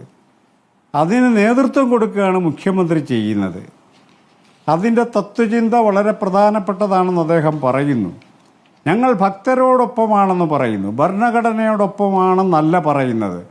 ഭക്തരായാലും പൗരനായാലും സ്ത്രീയായാലും ആദിവാസിയായാലും ദളിതനായാലും ഇന്ത്യയിൽ ജീവിക്കുന്നവർ ഭരണഘടനയുടെ അടിസ്ഥാനത്തിലാണ് കാര്യങ്ങൾക്ക് തീരുമാനമെടുക്കേണ്ടത്. അപ്പോൾ അത് ഭക്തർക്കും ബാധകമാണ്. പിന്നെ ആചാര സംരക്ഷകർ ആണ് രംഗത്തുള്ളത്. ഈ ആചാരങ്ങളൊക്കെ ഒത്തിരി ലംഘിച്ചാണെന്നേ ഈ കേരളം ഇങ്ങനെ ആയിത്തീർന്നത്. മുഖ്യമന്ത്രി തന്നെ 2018 ആ പ്രസംഗം നടത്തിയതാണ്. ആചാരങ്ങൾ ലംഘിച്ചാണ് ഇവിടെ നവോത്ഥാനം സംഭവിച്ചിട്ടുള്ളതെന്ന്.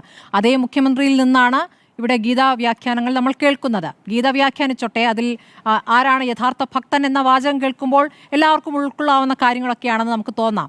പക്ഷേ 2018 എടുത്ത നിലപാടിൽ നിന്നും അത് ഞങ്ങളുടെ പിഴവാണ്, അതൊരു പിഴവായിരുന്നു, അതിൽ ഞങ്ങൾ നടത്തുന്ന തിരുത്തലാണ് എന്നാണോ അങ്ങ് പറഞ്ഞതിൽ നിന്ന് മനസ്സിലാക്കേണ്ടത്? അതാണോ CPM ഇപ്പോൾ ചെയ്യുന്നത്? അതായത് അങ്ങ് പറഞ്ഞ നാമജപ ഘോഷയാത്രയുടെ അവസാനം എന്ന് പറയുമ്പോൾ അതിന് അവസാനത്തിലേക്ക് എത്തുമ്പോൾ CPM എടുക്കുന്ന നിലപാട്, ഞങ്ങൾ അന്നെടുത്ത നിലപാട് ഇതാ തെറ്റിപ്പോയി, ഞങ്ങളിതാ തിരുത്തുന്നു തിരുത്തുന്നു? അത് തുറന്നു പറയുന്നതിൽ എനിക്ക് ഒരു മടിയുമില്ല. വളരെ വ്യക്തമായി ഞാൻ പറയുന്നു, 2018 ഭരണഘടനാപരമായി എടുത്ത സ്റ്റാൻഡ് പരിപൂർണമായും കൈയൊഴിയുകയും ഞങ്ങൾ ഭക്തരോടൊപ്പമാണെന്ന് പ്രഖ്യാപിക്കുകയും ചെയ്തൊരു സംഗമമാണ് അവിടെ നടന്നത് എന്നുള്ള കാര്യത്തിൽ യാതൊരു തർക്കത്തിനും അവകാശമില്ല. ഈ അടുത്ത കാലത്തായി ഈ മുസ്ലിം വിരുദ്ധ അല്ലെങ്കിൽ ക്രിസ്ത്യൻ വിരുദ്ധ പ്രചാരണങ്ങൾ ശക്തിപ്പെടുന്ന ഒരു ഘട്ടത്തിൽ ഇത് യഥാർത്ഥത്തിൽ ഒരു ഹിന്ദു വോട്ട് ബാങ്കിനെ കണ്ടുകൊണ്ട് അതിനെ സമാഹരിക്കാനുള്ളൊരു നീക്കമാണ് നടത്തുന്നത്. ഒരുപക്ഷെ പെട്ടെന്ന് പിണറായി വിജയന് ജയിക്കാൻ പറ്റിയേക്കാം. പക്ഷെ അദ്ദേഹം വരുത്തി വയ്ക്കുന്ന വിന ദൂരവ്യാപകമായി കേരളത്തിൻ്റെ ചരിത്രത്തിൽ മഹാരഥന്മാരുണ്ടാക്കിയെടുത്ത വലിയ മൂല്യങ്ങളെ ബലികഴിക്കുകയാണ് അദ്ദേഹം ചെയ്യുന്നത്. മതത്തോട് യുദ്ധം ചെയ്യണമെന്നല്ല ഞാൻ പറയുന്നത്, ഒരു മതത്തോട് യുദ്ധം ചെയ്യേണ്ട എന്ന അഭിപ്രായമുള്ള ഒരാളാണ് ഞാൻ. പക്ഷേ ആചാര സംരക്ഷണമാണ് ചരിത്രത്തെ മുന്നോട്ട് കൊണ്ടുപോകുന്നതെന്നൊക്കെ പറയുന്നതിൽ ഒരു പെശകുണ്ട്. അത് തെറ്റാണ്. അതങ്ങനെയല്ല. ഒരു നൈഷ്ഠിക ബ്രഹ്മചാരിയുമല്ല കേരളീയ സമൂഹത്തെ പരിഷ്കരിച്ചത്. അത് എല്ലാവർക്കും അറിയാവുന്ന കാര്യമാണ്. ശരി, അവരുടെ അനുഷ്ഠാനങ്ങളെ ലംഘിച്ചവരാണ് കേരളത്തെ പരിഷ്കരിച്ച് മുന്നോട്ട് കൊണ്ടുവന്നത്. ഇതിനെ കൈയൊഴിയാണ് ഇടതുപക്ഷ യഥാർത്ഥത്തിൽ. പക്ഷേ ഈ പറഞ്ഞ താൽക്കാലിക ലാഭം അത് സാധ്യമാണോ എന്ന ചോദ്യമാണ് എനിക്ക് ശ്രീ ജോർജ് പൊടിപ്പാറയോട് ചോദിക്കാനുള്ളത്. ഈ പറയുന്ന ഹിന്ദു വോട്ടുകൾ സമാഹരിക്കാനുള്ള രാഷ്ട്രീയ തന്ത്രമാണെങ്കിൽ ആ തന്ത്രം വിജയിച്ചു എന്ന് ഈ ഘട്ടത്തിൽ കരുതാനാകും. ശ്രീ ജോർജ് പൊടിപ്പാറ, എത്രത്തോളം ഈ പരിപാടി ആഗോള അയ്യപ്പ സംഗമം വോട്ട് നേടാൻ CPM-നെ സഹായിക്കും? ഇതുവരെ 3 പേരും ചർച്ച ചെയ്തു. ചാനലുകൾ നിരന്തരം ഇന്നലത്തെ ഈ സംഗമത്തിന് ശേഷം നിരന്തരം ഈ വിഷയം ചർച്ച ചെയ്തുകൊണ്ടിരിക്കുന്നു. 2-3 കാര്യങ്ങൾ വളരെ പ്രസക്തമാണെന്നാണ് എനിക്ക് തോന്നുന്നത്. ഒന്ന്, സർക്കാർ ആഗ്രഹിച്ചതുപോലെ ഈ ആഗോള അയ്യപ്പ സംഗമം ഒരു വിജയമായിരുന്നു. സർക്കാർ പ്രതീക്ഷിച്ചതുപോലെ അയ്യപ്പ ഭക്തരുടെ അല്ലെങ്കിൽ വിശ്വാസികളുടെ ഒരു പ്രാതിനിധ്യം ഈ സംഗമത്തിൽ ഉണ്ടായോ? സർക്കാർ ആഗ്രഹിച്ച പോലുള്ള ഒരു പാനൽ ചർച്ചയും അതുപോലെ തന്നെ കനമുള്ള നിർദ്ദേശങ്ങളും വളരെ സ്വീകാര്യമായ അല്ലെങ്കിൽ സ്പോൺസർഷിപ്പും ഉണ്ടായോ? സർക്കാരിൻ്റെ രാഷ്ട്രീയ ലക്ഷ്യം നിറവേറിയോ? ഇതിൽ ഏറ്റവും പ്രധാനം, ഈ ചോദ്യങ്ങൾക്കെല്ലാം ഉത്തരം പറയുന്നതിന് മുമ്പ് സർക്കാർ ഈ അയ്യപ്പ സംഗമം നടത്തിയത് വെറും എന്താ പറയുക വികസന ലക്ഷ്യം മാത്രം മുൻനിർത്തിക്കൊണ്ടാണോ, അതോ 2 തെരഞ്ഞെടുപ്പുകൾ മുന്നിൽ കണ്ടുള്ള ഒരു രാഷ്ട്രീയ സംഘമായിരുന്നു, രാഷ്ട്രീയ ലക്ഷ്യത്തോടെയുള്ള ഒരു സംഘമായിരുന്നു? ശ്രീ സണ്ണിയം കബിക്കാട് വളരെ കൃത്യമായി ചൂണ്ടിക്കാണിച്ചതുപോലെ ഇതിനകത്ത് സർക്കാരിനെ സംബന്ധിച്ചിടത്തോളം വളരെ കൃത്യമായ ലക്ഷ്യമുണ്ടായിരുന്നു. 2018 സർക്കാർ എടുത്ത നിലപാട് രാഷ്ട്രീയമായി ഗുണം ചെയ്തില്ലെന്നും അത് ഈ ഇടതുപക്ഷത്തോടൊപ്പം നിന്ന വലിയൊരു ശതമാനം വിശ്വാസികൾ, അയ്യപ്പ ഭക്തരായിട്ടുള്ള ഒരുപാട് പേര് ഇടതുപക്ഷത്തോടൊപ്പം കാലാകാലങ്ങളിൽ നിന്നിരുന്നവരാണ്. അങ്ങനെ ഒരു വിഭാഗത്തെ വലിയ തോതിൽ അകറ്റാൻ അത് കാരണമായി എന്നൊരു തിരിച്ചറിവ് അവർക്കുണ്ടായി.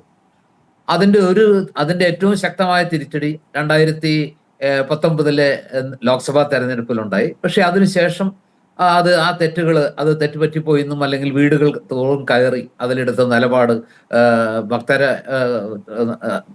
ഭക്തർക്കെതിരായിരുന്നില്ല, മറിച്ച് ഒരു നിലപാടായിരുന്നു, സുപ്രീം കോടതിയുടെ നിലപാടായിരുന്നു.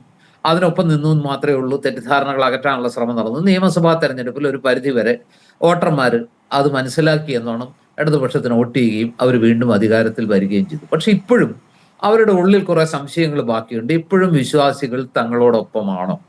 അപ്പൊ അങ്ങനെ അല്ല, അല്ലെങ്കിൽ വിശ്വാസികൾക്കിടയിൽ ഇപ്പോഴും സംശയങ്ങൾ അവശേഷിക്കുന്നു. സർക്കാരിനോടുള്ള വിശ്വാസം, ഇടതുപക്ഷത്തോടും CPM-നോടുള്ള വിശ്വാസം പഴയ പോലെ ഇല്ല എന്നുള്ളത് തിരിച്ചറിഞ്ഞുകൊണ്ട് ഇനി എന്തെങ്കിലും ആരുടെയെങ്കിലും മനസ്സുകളിൽ എന്തെങ്കിലും കരടുകൾ ഉണ്ടെങ്കിൽ അത് തീർത്തും ഇല്ലാതാക്കാൻ ഒരു ശ്രമമാണ് ഇപ്പൊ ഈ ആഗോള അയ്യപ്പ സംഗമം എന്ന പേരിൽ നടത്തിയത്.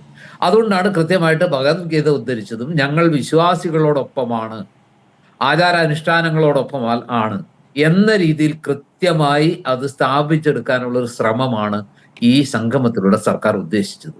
പക്ഷെ യഥാർത്ഥത്തിൽ അതിനെ അതേപടി മുഖവിലക്കെടുക്കാനും അത് പൂർണ്ണമായ അത് ആത്മാർത്ഥതയോടെയാണ്, മറിച്ച് രാഷ്ട്രീയ ലക്ഷ്യങ്ങളല്ല, മറിച്ച് അയ്യപ്പ വിശ്വാസികളോടും അയ്യപ്പനോടുമുള്ള ഭക്തി തന്നെയാണ്, അല്ലെങ്കിൽ ആ രീതിയിൽ ശബരിമലയ്ക്ക് വേണ്ടിയുള്ള ഒരു സംഗമമാണ് ഇവിടെ നടന്നത്, പമ്പയിൽ നടന്നത് എന്ന് യഥാർത്ഥ വിശ്വാസികൾ ഉൾക്കൊണ്ടില്ല എന്നതിന്റെ തെളിവാണ് ആ അയ്യപ്പ സംഗമത്തിൽ സർക്കാർ സംവിധാനം പൂർണ്ണമായി ഉപയോഗിച്ചിട്ടും കോടികൾ ചെലവഴിച്ചിട്ടും ആഗ്രഹിച്ചതുപോലെ ആളുകളെ പങ്കെടുപ്പിക്കാൻ കഴിയാതിരുന്നു.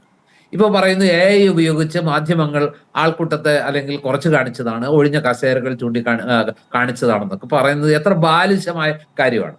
അതിന് ഏറ്റവും നല്ല മറുപടി, നമ്മളൊക്കെ മാധ്യമ പ്രവർത്തകരാണല്ലോ, നമുക്കറിയാം. ഇപ്പോ ഈ ആളില്ലാ കസേരകൾ ഉണ്ടായിരുന്നു, മുഖ്യമന്ത്രി പോയതോടെ ആ സദസ്സ് ഏതാണ്ട് ശുഷ്കമായി ശൂന്യമായി എന്നൊക്കെ പറയുന്നത്, ഇപ്പോ എന്റെ പ്രിയപ്പെട്ട സുഹൃത്ത് ശ്രീ ജയചന്ദ്രൻ പറഞ്ഞതുപോലെ 3 വേദികളിലേക്ക് ആളുകൾ മാറിയത് കൊണ്ടാണ് ആളില്ലാതെ പോയത്. ഒന്നാമത്തെ പ്രധാന വേദിയിൽ അത്രമേൽ കസേരകൾ ശൂന്യമായത്, മുഖ്യമന്ത്രി ഉള്ളപ്പോൾ ആളുണ്ടായിരുന്നു എന്നൊക്കെ പറയുന്നത് പോലും അസത്യമാണ്. ഞാനും ഇത് കണ്ടുകൊണ്ടിരുന്നതാണ് ലൈവായിട്ട്. അതിൽ ഒരുപാട് കസേരകൾ ആ സമയത്ത് ഒഴിഞ്ഞു കിടന്നിരുന്നു. പക്ഷെ മുൻവശമൊക്കെ നിറഞ്ഞാണ് ഇരുന്നത്. ഇത്രത്തോളം നമുക്ക് ഫീൽ ചെയ്യില്ല. എങ്കിൽ പോലും ഒരു കാര്യം നമ്മൾ മനസ്സിലാക്കേണ്ടത്, ജയചന്ദ്രന്റെ വാദങ്ങൾക്ക് ഏറ്റവും വലിയ ഒരു തട അല്ലെങ്കിൽ അതിന് അസ്വീകാര്യത എന്ന് പറയുന്നത്, കേരളത്തിൽ ഇക്കാര്യം പറയുന്നത് മെയിൻ സ്ട്രീം ചാനലുകൾ എല്ലാം ഇത് പറയുകയാണ്. ഇതിലെല്ലാ ചാനലുകളും ഇങ്ങനെ പറയുന്ന മുഴുവൻ ചാനലുകളും സർക്കാർ വിരുദ്ധ ചാനലുകളാണോ എന്ന് ജയചന്ദ്രൻ വിശ്വസിക്കുന്നുണ്ടോ? സർക്കാരിന്റെ എല്ലാ പരിപാടികളെയും എതിർക്കുന്ന, ഇന്നിപ്പോ ഈ ചർച്ച നടത്തുന്ന ചാനൽ പോലും ഈ രീതിയിൽ സർക്കാരിനെ എന്റെ പരാജയം വിളിച്ചു പറയാൻ ആഗ്രഹിക്കുന്ന ചാനലൊന്നുമല്ല. അവർ കുറെ കൂടി സർക്കാരിനോടൊപ്പമോ അല്ലെങ്കിൽ സർക്കാർ വിരുദ്ധ ചാനലൊന്നുമല്ല. എന്നിട്ടും അവർ പോലും പറയുന്നു കണ്ട കാഴ്ച. ആ കണ്ട കാഴ്ച റിപ്പോർട്ട് ചെയ്യുക എന്നുള്ള മാധ്യമ ധർമ്മം നിർവഹിക്കുമ്പോൾ ആ ചാനലുകളുടെ വിശ്വാസ്യതയെ ചോദ്യം ചെയ്ത് അവരാർക്കോ വേണ്ടി വിടുപണി എടുക്കുന്നു, സർക്കാരിനെ തോൽപ്പിക്കാൻ ശ്രമിക്കുന്നു എന്നൊക്കെ പറഞ്ഞ് ഒളിച്ചോടാൻ ശ്രമിക്കുന്നത് എന്ത് ശരിയാണത്? എന്താണ് അതിന്റെ പിന്നിലുള്ള അതെന്താണ് അങ്ങനെ പറയാൻ പ്രേരിപ്പിക്കുന്നത്? വെറുതെ അങ്ങ് ന്യായീകരിച്ചാൽ മതിയോ? കൺമുന്നിലുള്ള സത്യം ഈ പുതിയ കാലഘട്ടത്തിൽ എല്ലാം നമ്മുടെ മുമ്പിലേക്ക് കാഴ്ചകളായി വിഷ്വൽസ് ആയിട്ട് എത്തിക്കൊണ്ടിരിക്കുന്ന ഒരു കാലഘട്ടത്തിൽ CPM അങ്ങനെ വിളിച്ചു പറയാണ്, അവിടെ നിറഞ്ഞ കസേരകളായിരുന്നു, ഒഴിഞ്ഞ കസേരകൾ ഒന്നുമില്ലായിരുന്നു, എല്ലാം ശുഭമായിരുന്നു, എല്ലാം മംഗളമായിരുന്നു, എല്ലാം ഗംഭീരമായിരുന്നു എന്ന് പേർത്തും പറഞ്ഞാൽ എല്ലാം ഗംഭീരമാകും. ആവില്ല എന്ന് അറിഞ്ഞുകൊണ്ട് എന്തിനാണ് ഇങ്ങനെ സ്വയം ഊറ്റം കൊള്ളുന്നത്? സത്യത്തെ സത്യമായി ഉൾക്കൊള്ളുക. ആ ഉൾക്കൊള്ളതിന്റെ ഒരു ഫലമാണല്ലോ ഈ സംഗമം തന്നെ. അതായത് അന്നെടുത്ത നിലപാട് തങ്ങൾക്ക് രാഷ്ട്രീയമായി തിരിച്ചടി ഉണ്ടാക്കി, അത് ഭാവിയിലും ഒരുപക്ഷെ തിരിച്ചടി ഉണ്ടാക്കിയേക്കാം എന്ന തിരിച്ചറിവിന്റെ പേരിൽ അങ്ങനെ എന്തെങ്കിലും ഒരു എന്താ പറയാ വിഷമം ആരുടെയെങ്കിലും ഉള്ളിൽ കിടക്കുന്നുണ്ടെങ്കിൽ, തങ്ങളെ കാലങ്ങളായി പിന്തുണച്ചിരുന്ന ഏതെങ്കിലും സമുദായത്തിന്റെ ഉള്ളിൽ ആ വിഷമം ഇനിയും ബാക്കിയുണ്ടെങ്കിൽ അത് പൂർണ്ണമായിട്ട് ഇല്ലാതാക്കി അവരെ പൂർണ്ണമായി തങ്ങളുടെ ചേരിയിലേക്കും തങ്ങളുടെ എന്താ പറയാ കൂട്ടത്തിലേക്കും ചേർത്ത് പിടിക്കുക, നെഞ്ചോട് ചേർത്ത് പിടിക്കുക എന്ന ലക്ഷ്യം വെച്ചുകൊണ്ട് തന്നെയാണ് ഈ സംഗമം നടത്തിയത്. ഇതിൽ ഈ പറയുന്ന പോലെ ഒരു ആഗോള സംഗമമാക്കാൻ പറ്റുമോ? ഇതിന്റെ സംഘാടനം എത്ര മോശമായിരുന്നു ഒന്ന് ആലോചിച്ച് നോക്കുക. തമിഴ്നാട്ടിൽ നിന്ന് മാത്രമാണ് പ്രതിനിധികൾ എത്തിയത്, മന്ത്രിമാർ വന്നത്. അവരെ പോലും വേണ്ട രീതിയിൽ ട്രീറ്റ് ചെയ്യാൻ സർക്കാരിന് കഴിഞ്ഞില്ല. അവർക്ക് പോലും പ്രോട്ടോകോൾ അനുസരിച്ച് കൊടുക്കേണ്ട പരിഗണന കൊടുക്കാതെ സർക്കാരിന്റെ പ്രത്യേക താല്പര്യപ്രകാരം സർക്കാർ ചേർത്ത് പിടിക്കാൻ ആഗ്രഹിക്കുന്ന സമുദായ നേതാക്കൾക്ക് ആദ്യം അവസരം കൊടുക്കുകയും അവർ പിണങ്ങി ആ പിണക്കം വേദിയിൽ തന്നെ തുറന്ന് പ്രകടിപ്പിക്കേണ്ടി വരികയും ചെയ്ത ഒരു അവസ്ഥ ഉണ്ടായില്ലേ? ഇല്ല എന്ന് പറഞ്ഞാൽ അതെങ്ങനെയാണ് ശരിയാകുക? അതും എന്താ പറയാ, അവിടുത്തെ പ്രധാനപ്പെട്ട ഒരു മന്ത്രി പളനിവേൽ ത്യാഗരാജൻ എന്ന് പറയുന്ന തമിഴ്നാട്ടിലെ മുൻ ധനകാര്യമന്ത്രിയായിരുന്നു. ഇപ്പോ അദ്ദേഹം പ്രധാനപ്പെട്ട ഒരാളാണ്, ഇന്ത്യ മുഴുവൻ അറിയപ്പെടുന്ന ഒരാളാണ്. അദ്ദേഹത്തിന് മുമ്പ് വെള്ളാപ്പള്ളിയെ പോലെ ഒരാളെ പ്രസംഗിക്കാൻ വിളിക്കുക അല്ലെങ്കിൽ സാമുദായിക നേതാക്കളെ പ്രസംഗിക്കാൻ വിളിക്കലാണോ ചെയ്യേണ്ടത്? മറിച്ച് പ്രോട്ടോകോൾ പ്രകാരമാണെങ്കിൽ ക്ഷണിച്ചു വരുത്തിയ ആ മന്ത്രിമാരെ കൊണ്ട് പ്രസംഗിച്ചതിന് ശേഷം വേണ്ട ഇതൊക്കെ ചെയ്യാൻ. അപ്പൊ മൊത്തത്തിൽ സംഘാടനത്തിൽ വലിയ പിഴവ് സംഭവിച്ചു. ഈ പറഞ്ഞ ആഗോള സംഗമം എന്ന് വലിയ രീതിയിൽ കൊട്ടിഘോഷിച്ചിട്ട് 3000-ഓളം പ്രതിനിധികൾ ഉറപ്പായിട്ടുണ്ടാകും, അതിൽ അന്താരാഷ്ട്ര വെള്ളാപ്പള്ളി പറഞ്ഞിരിക്കുന്നത് തനിക്ക് കാറിൽ കയറാൻ കൊതിയൊന്നും ഉണ്ടായിട്ടല്ല, തന്നെ വിളിച്ചു കയറ്റിയതാണ് എന്നാണ്. ഇതൊക്കെ വിളിച്ചു പറയുന്നത് കൃത്യമായി ചില സൂചനകളാണ്. പിണറായി ഭക്തനാണ് എന്ന് പറയുമ്പോൾ അത് കേൾക്കാത്ത പോലെ പിണറായിക്ക് പോകാം, പക്ഷെ അങ്ങനെ വിചാരിക്കുന്നെങ്കിൽ കുറച്ചുപേർ അങ്ങ് വിചാരിച്ചോട്ടെ, അതുവഴി കിട്ടുന്നതും പോരട്ടെ എന്ന ആലോചന അപ്പുറത്തുണ്ടാകാം. ഈ കാറിൽ കയറിയത് പോലും അത്ര കയറ്റിയതും കാറിൽ കയറിയതും ഒന്നും വെറുതെ അങ്ങ് കയറിയതും കയറ്റിയതും ഒന്നും അല്ല എന്ന് നമുക്ക് കൃത്യമായി മനസ്സിലാക്കാം. ഇതെല്ലാം വളരെ കൃത്യമായ ഒരു പ്ലാനിങ്ങോടുകൂടി ഒരു തിരക്കഥയോടുകൂടി ചെയ്തതാണ്. പക്ഷെ പ്രശ്നം ഉദ്ദേശിച്ച പോലെ സംഭവം വിജയിച്ചില്ല. വിജയിച്ചില്ല എന്നുള്ളത് പ്രതിപക്ഷത്ത് ഇത് സത്യം പറഞ്ഞാൽ ഒരു 3000 ആളെ സംഘടിപ്പിച്ചെടുക്കാൻ ആ വേദിയിലെ കസേരകൾ മുഴുവൻ നിറയ്ക്കാൻ സർക്കാരിന് കഴിയാതെ പോയി എന്നുള്ളത് എനിക്ക് വിശ്വസിക്കാൻ പറ്റുന്നില്ല. കാരണം ഇത്രമേൽ പണം മുടക്കി, ഇത്രമേൽ സംവിധാനം ഉപയോഗിച്ച്, ഇത്രമേൽ നേതാക്കളും അതുപോലെ തന്നെ മന്ത്രിമാരും ഒക്കെ പങ്കെടുത്തിട്ട് ആ കസേരകൾ ഒഴിഞ്ഞു കിടക്കാതിരിക്കാനുള്ള ഒരു ജാഗ്രതയും അല്ലെങ്കിൽ അതിനുള്ള ഒരു പ്ലാനിങ്ങും അവിടെ ഉണ്ടായില്ല എന്ന് പറഞ്ഞാൽ അത് സംഘടിപ്പിച്ചവർക്ക് എന്തെങ്കിലും പട്ടുമളയും കൊടുക്കണമെന്ന് ആഗ്രഹിക്കുന്ന ഒരാളാണ് ഞാൻ, അല്ലെങ്കിൽ അങ്ങനെ അഭിപ്രായപ്പെടുന്ന ഒരാളാണ്. അത് സത്യം പറഞ്ഞാൽ അങ്ങനെ ഒരിക്കലും സംഭവിക്കാൻ പാടില്ലാത്തതാണ്. സംഭവിക്കാൻ ഒരു സർക്കാർ സംവിധാനത്തിൽ അങ്ങനെ സംഭവിക്കാൻ പാടില്ലായിരുന്നു. പക്ഷെ എങ്ങനെ സംഭവിച്ചു എന്നുള്ളതിന് എനിക്ക് ഉത്തരം കിട്ടുന്നില്ല. ഇനി അത് AI ആണെന്നൊക്കെ പറഞ്ഞ് കൂടുതൽ നാറാനും ചമ്മാനും നിൽക്കാതെ സംഭവിച്ചു അതിന് ഉത്തരവാദിത്വം ആർക്കാണ്? ദേവസ്വം ബോർഡിനാണോ അതോ ഇനി അത് സംഘടിപ്പിച്ചവർക്കാണോ? അത് വേറെ ചോദ്യം. ഏതായാലും മല എലിയെ പ്രസവിച്ച പോലെയായി ഈ ആഗോള അയ്യപ്പ സംഗമം എന്നുള്ളത് ഒരു വസ്തുതയാണ്. നിയമസഭയിൽ കഴിഞ്ഞ ദിവസങ്ങളിലൊക്കെ അടിയന്തര പ്രമേയ ചർച്ചകളിൽ പോലും ഈ ആൾബലം കൊണ്ടും ശക്തി കൊണ്ടും വാചാലത കൊണ്ടും ഒക്കെ അതിനെയൊക്കെ ചേർത്ത് ഒരു പരിധി വരെയെങ്കിലും തടുത്തു നിർത്തി സ്കോർ ചെയ്യാൻ കഴിഞ്ഞ സർക്കാർ അയ്യപ്പ സംഗമം വന്നപ്പോ പാടെ അമ്പേ പരാജയപ്പെട്ടു പോയി എന്നുള്ളതാണ് രാഷ്ട്രീയമായ യാഥാർത്ഥ്യം. ഇനി അതിന് വീണ് കിടന്ന് ഉരുണ്ട് കൂടുതൽ ചമ്മലുണ്ടാക്കണ്ട എന്നാണ്. ശരി, രാഷ്ട്രീയമായി നേട്ടം ഉണ്ടായോ എന്ന് അറിയാൻ ഈ തെരഞ്ഞെടുപ്പ് വരേണ്ടതുണ്ട്. തദ്ദേശ തെരഞ്ഞെടുപ്പും അടുത്ത നിയമസഭാ തെരഞ്ഞെടുപ്പും അപ്പോഴാണ് കൃത്യമായി നമുക്ക് അറിയാൻ കഴിയുക. ശ്രീ ജയേന്ദ്രൻ, വെള്ളാപ്പള്ളിയെ കാറിൽ കൊണ്ടുവന്ന് ഒരുമിച്ചിറങ്ങിയത് ആർക്കുള്ള സന്ദേശമായിരുന്നു? വെള്ളാപ്പള്ളി ഇവിടെ നടത്തിക്കൊണ്ടിരിക്കുന്ന വർഗീയ പ്രസംഗങ്ങൾ നമ്മൾ പലതവണ ചർച്ച ചെയ്തിട്ടുള്ളതാണ്, അങ്ങ് തന്നെ പല ചർച്ചകളിലും ഇരുന്നിട്ടുള്ളതാണ്. അപ്പോൾ അങ്ങനെയുള്ള വെള്ളാപ്പള്ളിയെ കൊണ്ട് വരിക, അതിനുശേഷം മറ്റൊരു തരത്തിൽ മതാതീത സംസ്കാരത്തെക്കുറിച്ചൊരു വലിയ പ്രസംഗം അപ്പുറത്ത് നടത്തുക, രണ്ടും തമ്മിൽ ചേർന്നു പോകുന്നില്ലല്ലോ.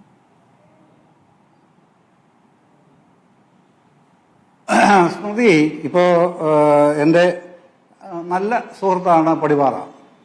അദ്ദേഹത്തിൻ്റെ ഈ രാഷ്ട്രീയ ഔത്സുക്യം, കക്ഷി രാഷ്ട്രീയപരമായ ഔത്സുക്യം കാണുമ്പോൾ എനിക്ക് വാസ്തവത്തിൽ ആ ഒരു അദ്ദേഹത്തിൻ്റെ മനോഭാവം എന്ന് പറയുന്നത് ഞാനിവിടെ പറയാൻ ആഗ്രഹിക്കുന്നില്ലാത്തതുകൊണ്ട് ഞാൻ അതിലേക്ക് കൂടുതൽ വരുന്നില്ല എന്നുള്ളതേ ഉള്ളൂ. എന്നാലും ഒരു കാര്യം സ്പഷ്ടമായിട്ട് നമുക്ക് ക്രോഡീകരിക്കാം. അദ്ദേഹം പറഞ്ഞതിൽ നിന്ന് ആഗോള അയ്യപ്പ സംഗമം എന്ന് പറഞ്ഞ് നടത്തിയ പരിപാടി കൊണ്ട് മെറിറ്റ് അല്ല, അതിനേക്കാളേറെ ഡീമെറിറ്റ്സ് ആണ് ഉണ്ടായത് എന്നാണ് അത് എസ്റ്റാബ്ലിഷ് ചെയ്യാൻ ശ്രമിച്ചത്. ആണല്ലോ ശ്രീ പൊടിപാറ. അതിരിക്കട്ടെ, അങ്ങനെ തന്നെ ഇരുന്നോട്ടെ, അദ്ദേഹത്തിന്റെ അഭിപ്രായം അങ്ങനെ തന്നെ ഇരുന്നോട്ടെ. താങ്കൾ ചോദിച്ചതിലേക്ക് ഞാൻ വരാം കേട്ടോ, പക്ഷെ ഇതൊന്ന് പറയണമല്ലോ, അതുകൊണ്ടാണ്.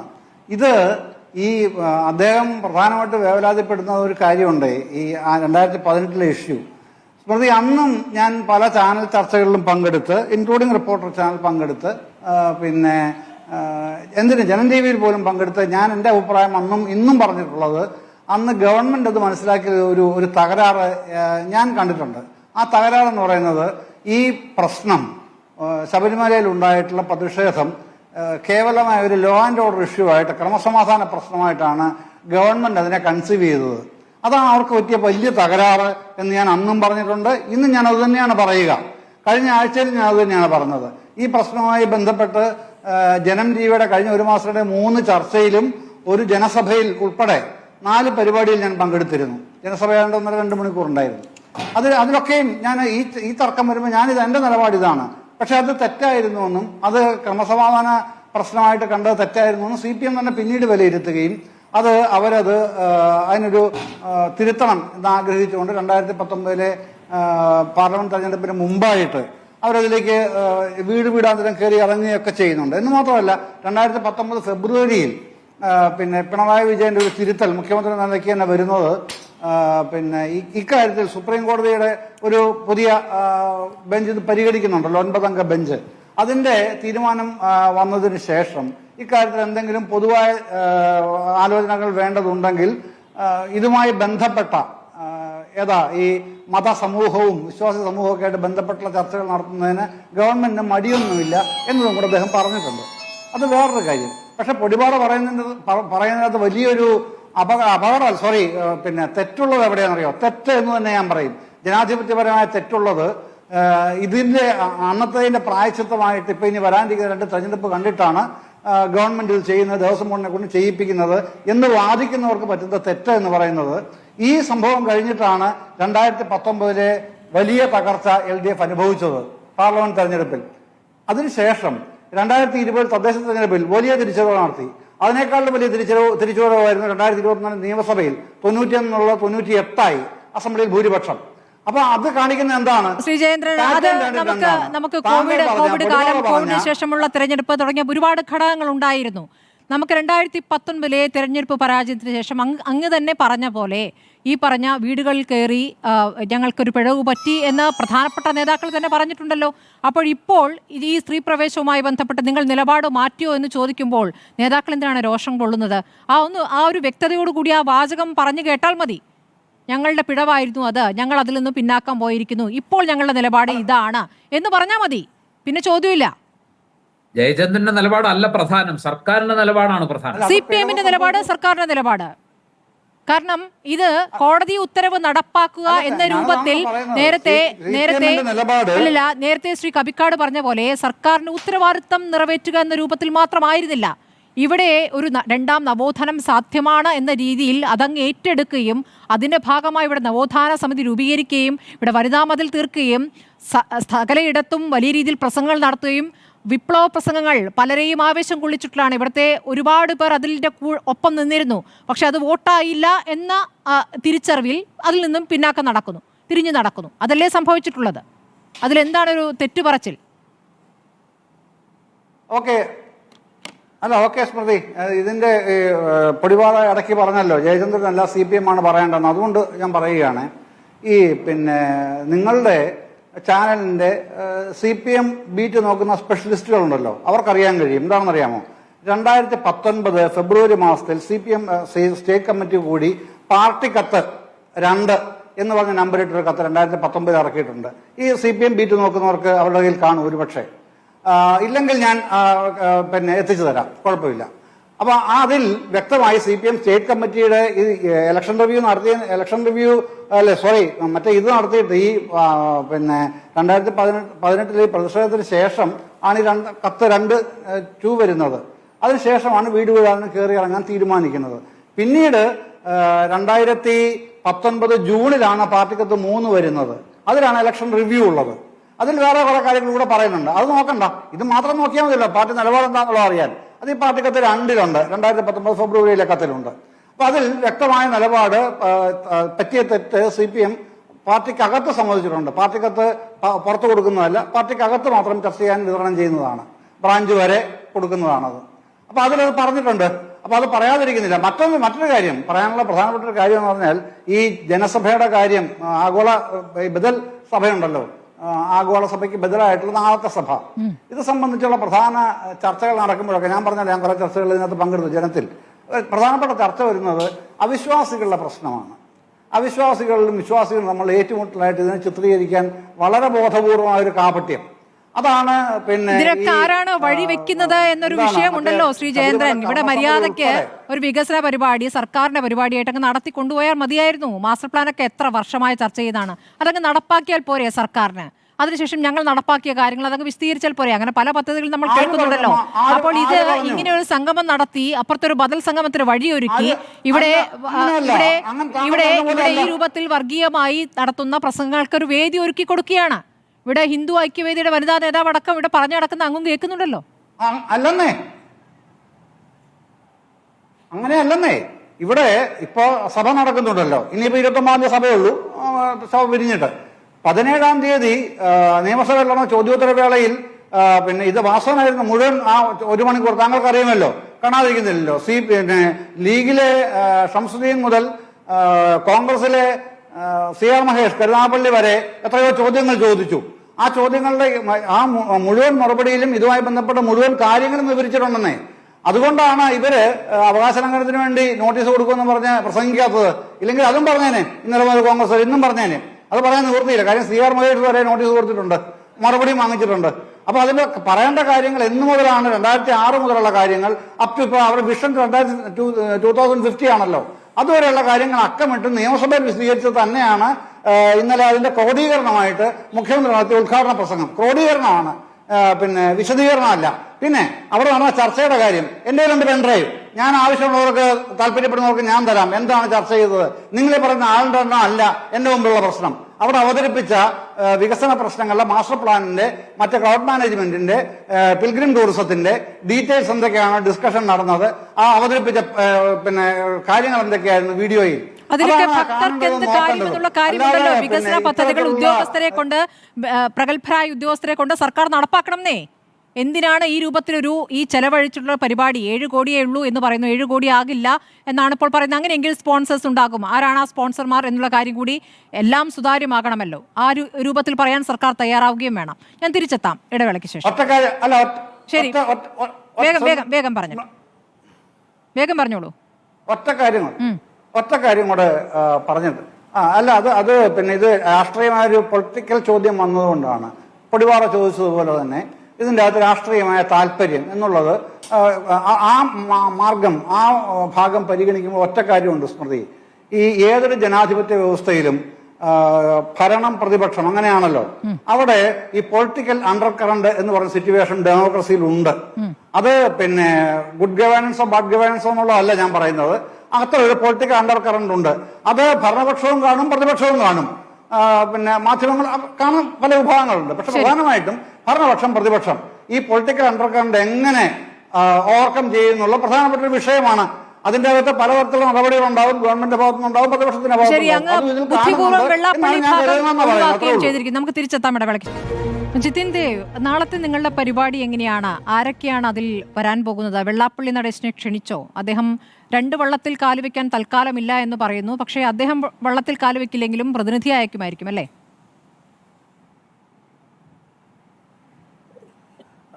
നാളത്തെ പരിപാടിയിലേക്ക് എൻ്റെ അറിവ് ശരിയാണെങ്കിൽ എല്ലാ ഹൈന്ദവ സാമുദായിക നേതാക്കന്മാരെയും ആ പരിപാടിയിലേക്ക് ക്ഷണിച്ചിട്ടുണ്ട്. അതിനകത്ത് നാളെ ആരൊക്കെ പങ്കെടുത്തില്ല എന്നുള്ളതൊക്കെ ആ പരിപാടിക്ക് ശേഷമേ നമുക്ക് അറിയാൻ സാധിക്കത്തുള്ളൂ. പക്ഷേ എല്ലാ വിശ്വാസികളായിട്ടുള്ളവരെയും അതേപോലെ തന്നെ ഹൈന്ദവ സാമുദായിക നേതാക്കന്മാരെയും ആ പരിപാടിയിലേക്ക് ക്ഷണിച്ചിട്ടുണ്ട്. നാളത്തെ പരിപാടി അവിടെ പ്രധാനമായിട്ടും 3 വിഷയങ്ങളാണ് ചർച്ച ചെയ്യാൻ ഉദ്ദേശിക്കുന്നത്. ഒന്ന്, ശബരിമലയുടെ വികസനം, സംരക്ഷണം തുടങ്ങിയ കാര്യങ്ങളെ സംബന്ധിച്ചിട്ടുള്ള 3 തരത്തിലുള്ള സെമിനാറുകൾ അവിടെ നടക്കും. അതിനുശേഷം വൈകുന്നേരത്ത് എൻ്റെ അറിവ് ശരിയാണെങ്കിൽ ഒരു പൊതുയോഗമുണ്ട്. അതിനകത്ത് തേജസ്വി സൂര്യ, അണ്ണാമലൈ ഒക്കെ പങ്കെടുക്കുന്നുണ്ട്. ബി ജെ പിയുടെ സംസ്ഥാന അധ്യക്ഷനെ ആ പരിപാടിയിലേക്ക് ക്ഷണിച്ചിട്ടുണ്ട്. അദ്ദേഹം അതിൽ പങ്കെടുക്കുമെന്നും അറിയിച്ചിട്ടുണ്ട്. അപ്പൊ ഇതാണ് ആ പരിപാടിയെ സംബന്ധിച്ചുള്ളത്. പിന്നെ അപ്പോൾ സർക്കാരിന്റെ പരിപാടിയിൽ എത്തിയവർ തന്നെ നിങ്ങളുടെ പരിപാടിക്കും എത്തുമോ? അല്ല, അതെല്ലാം നാളെ പരിപാടി കഴിഞ്ഞെങ്കിലല്ലോ നമുക്ക് അറിയാൻ സാധിക്കും. സമുദായ സംഘടനകൾ, ഇവിടെയുള്ള സമുദായ സംഘടനകളെ മുഴുവൻ സർക്കാരും വിളിച്ചിട്ടുണ്ട്. സ്വാഭാവികമായും നിങ്ങളും വിളിച്ചിട്ടുണ്ടാവും. നിങ്ങളാണെങ്കിൽ കപട ഭക്തരും യഥാർത്ഥ ഭക്തരും തമ്മിൽ ഉള്ള വ്യത്യാസമാണല്ലോ പറയുന്നത്. നിങ്ങളുടെ പരിപാടിക്കാണ് യഥാർത്ഥ ഭക്തർ എന്ന് വരിക എന്ന് പറയുന്നു. അപ്പോൾ ഇപ്പുറത്തെ പരിപാടിയിൽ പങ്കെടുത്ത അവർ നിങ്ങളുടെ പരിപാടിക്കും വരികയാണെങ്കിൽ അവർ ഏത് ഗണത്തിൽപ്പെടും? നോക്കൂ സ്മൃതി, ഞങ്ങൾ ഭക്തരെ തരംതിരിക്കാൻ ഈ CPM ചെയ്തതുപോലെ സ്വർണം, പ്ലാറ്റിനം, ചെമ്പ്, പിത്തള എന്നതും തരംതിരിക്കാൻ ഞങ്ങൾ ആളല്ല. ഞങ്ങൾ ക്ഷണിച്ചിരിക്കുന്നത് വിശ്വാസികളെയാണ്. ശബരിമലയുടെ വികസനവും സംരക്ഷണവും ശബരിമലയെ സംബന്ധിക്കുന്ന ആചാര സംരക്ഷണത്തെ സംബന്ധിച്ചും അഭിപ്രായങ്ങൾ പറയാനുള്ളവർക്ക് ആർക്കും അവിടെ വരാം. എല്ലാവർക്കും സ്വാഗതമാണ് ആ വേദികൾ എന്നാണ് ഞാൻ മനസ്സിലാക്കുന്നത്. രണ്ടാമത് BJP പരിപാടിയല്ല, അത് ശബരിമല കർമ്മസമിതി സംഘടിപ്പിച്ചൊരു പരിപാടിയാണ്. അവിടെ BJP ക്ഷണിച്ചിട്ടുണ്ട്. പാർട്ടിയുടെ സംസ്ഥാന അധ്യക്ഷനും മുൻ സംസ്ഥാന അധ്യക്ഷന്മാരും ഒക്കെ ആ പരിപാടിയിൽ പങ്കെടുക്കുന്നുണ്ട്. BJP നേതാക്കന്മാർ ആ പരിപാടിയിൽ പങ്കെടുക്കും. ഇതാണ് എനിക്ക് അതിനെ സംബന്ധിച്ച് പറയാനുള്ളത്. അല്ലാതെ അവിടെ കപടഭക്തരാണോ യഥാർത്ഥ ഭക്തരാണോ എന്നുള്ള തരംതിരിവോ അല്ലെങ്കിൽ CPM ചെയ്തതുപോലെ ഞാൻ നേരത്തെ സൂചിപ്പിച്ച തരംതിരിവോ ഒന്നും അവിടെ ഉദ്ദേശിക്കുന്നില്ല. അപ്പൊ അതുകൊണ്ട് അതിനെ സംബന്ധിച്ച് അഭിപ്രായം പറയാൻ ഞാൻ ആളല്ല. രണ്ടാമത്തെ കാര്യം, സർക്കാർ പരിപാടിക്ക് തൊട്ട് പിന്നാലെ നടത്തുന്നതിന്റെ സാങ്കത്യം എന്താണ്? ആദ്യം അതൊരു ബദൽ പരിപാടി എന്ന് പറഞ്ഞു, പിന്നീട് അത് ബദലല്ല എന്ന് പറഞ്ഞു. പക്ഷെ ഇപ്പോൾ അങ്ങനെ ഒരു പരിപാടി നടത്തുന്നതിന്റെ സാങ്കത്യം എന്താണ്? സർക്കാർ പരിപാടിക്ക് തൊട്ട് പിന്നാലെ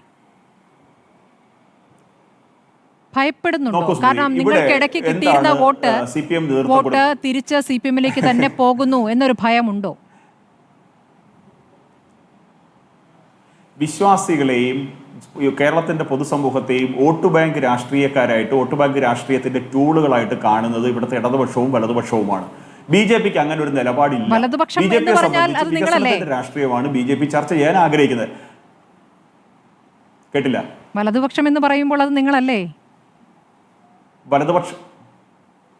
അപ്പോ അങ്ങയുടെ അഭിപ്രായത്തിൽ കോൺഗ്രസ് പാർട്ടി കേരളത്തിൽ പൂജ്യമായി പോയി? അവർ പറയുന്നത് അവർ വലതുപക്ഷമല്ലെന്നാണ്. അവരിപ്പോൾ അങ്ങനെയാണ് പറയുന്നത്. യഥാർത്ഥ ഇടത് ഞങ്ങളാണെന്നാണ് അവർ പറയുന്നത്. അതെ അല്ലേ? അപ്പൊ അവരുടെ പക്ഷം ഏതാണെന്ന് എനിക്ക്, കാരണം പ്രത്യേകിച്ച് കാരണം അവരുടെ അയ്യപ്പ സംഗമത്തിൽ അയ്യപ്പ സംഗമത്തിൽ ഞങ്ങൾ ജനപക്ഷത്തായിട്ട് വരും. അയ്യപ്പ സംഗമത്തിൽ പങ്കെടുക്കുമോ എന്ന് ശ്രീ വി ഡി സതീശനോട് ചോദിച്ചപ്പോൾ ഇല്ല. അതിനെ ബഹിഷ്കരിക്കുന്നത് ചോദിച്ചപ്പോൾ അല്ല. ഇങ്ങനെ ഒരു നിലപാടില്ലാത്ത രാഷ്ട്രീയ പ്രസ്ഥാനവുമായിട്ട് കേരളത്തിലെ കോൺഗ്രസ് പാർട്ടി മാറി. അപ്പൊ അതുകൊണ്ട് അവർക്ക് കേരളത്തിൽ കോൺഗ്രസ് ഇല്ല എന്ന് അങ്ങേപ്പോലുള്ള മാധ്യമ പ്രവർത്തകർക്ക് തോതിൽ തെറ്റില്ലെന്നാണ് എൻ്റെ അഭിപ്രായം. രണ്ടാമതൊരു കാര്യം, ഇവിടെ ശ്രീ എം ജയചന്ദ്രൻ സാർ സൂചിപ്പിച്ച സമയത്ത് അദ്ദേഹം ഈ ശബരിമല യുവതീ പ്രവേശനം ഒരു തകരാറ് എന്ന് പറഞ്ഞു. പക്ഷേ സാർ അതല്ല. അദ്ദേഹം ശ്രീ പിണറായി വിജയൻ ശ്രമിച്ചത് ഒരു നവയുഗ വിപ്ലവ നായകനാകാനായിട്ട് ശ്രീ പിണറായി വിജയൻ നടത്തിയ ശ്രമമാണ്. ആ ശ്രമത്തിന്റെ ഭാഗമായിട്ടാണ് അദ്ദേഹം ഇതെല്ലാം കാണിച്ചു കൂട്ടിയത്. നോക്കൂ, അങ്ങ് പ്രതിദാനം ചെയ്യുന്ന പ്രസ്ഥാനം അല്ലെങ്കിൽ ഈ പറഞ്ഞ ദേവസ്വം ബോർഡ് അല്ലെങ്കിൽ അങ്ങയുടെ സർക്കാർ പറയണ്ടേ ജനങ്ങളുടെ അടുത്ത് ശബരിമല മാസ്റ്റർ പ്ലാനെ സംബന്ധിച്ച് ഇന്ന ചർച്ചകൾ നടന്നു, ഇന്ന വാഗ്ദാനങ്ങൾ ഉണ്ടായി. ഇത് പറയാൻ എവിടെയാണ് മടി? എന്തിനാണ് ഈ സുതാര്യത ഇല്ലായ്മ ഈ കാര്യത്തിൽ കാണിക്കുന്നത്? അല്ലെങ്കിൽ ആരെങ്കിലും വിശ്വാസികൾ ആവശ്യപ്പെട്ടോ ഇത്തരത്തിലൊരു വിശ്വാസ സംഘം? 18 സമിതി ഉണ്ടെന്നേ, ആ സമിതിയിലേക്ക് നിർദ്ദേശങ്ങൾ വന്ന് അത് ക്രോഡീകരിച്ച് പിന്നെ അത് ചർച്ച ചെയ്ത് അങ്ങനെയൊക്കെയാണ് അതിന്റെ രീതി. സ്മൃതി, ഇപ്പൊ റിപ്പോർട്ടർ ടിവിയെ സംബന്ധിച്ച് ഒരു വിഷയം, പ്രധാനപ്പെട്ട വിഷയം ചർച്ച ചെയ്യണമെന്നുണ്ടെങ്കിൽ നിങ്ങൾക്കൊരു 10 അംഗ സമിതിയോ അല്ലെങ്കിൽ 25 അംഗ സമിതിയോ രൂപീകരിക്കാൻ എന്തെങ്കിലും ബുദ്ധിമുട്ടുള്ളവരാണോ നിങ്ങൾ? ഇത് ആർക്കും സാധിക്കുമെന്നേ. ഒരു സമിതിയൊക്കെ രൂപീകരിക്കുന്നതാണോ വേണ്ടുന്നത് പ്രവൃത്തിയല്ലേ? ആക്ടാണ് ആവശ്യം. അവിടെയാണ് ബുദ്ധിമുട്ടുണ്ടാവുന്നത്. നോക്കൂ, ശ്രീ പിണറായി വിജയന്റെ പ്രസംഗത്തിൽ അദ്ദേഹം ആവർത്തിച്ച് പറഞ്ഞ 2 കാര്യങ്ങൾ മാത്രമാണ് വികസനത്തെ സംബന്ധിച്ച്. ഒന്ന്, അദ്ദേഹം ക്ഷേത്രങ്ങൾക്ക് കൊടുക്കുന്ന 1033 കോടിയെ സംബന്ധിച്ച് പറഞ്ഞു.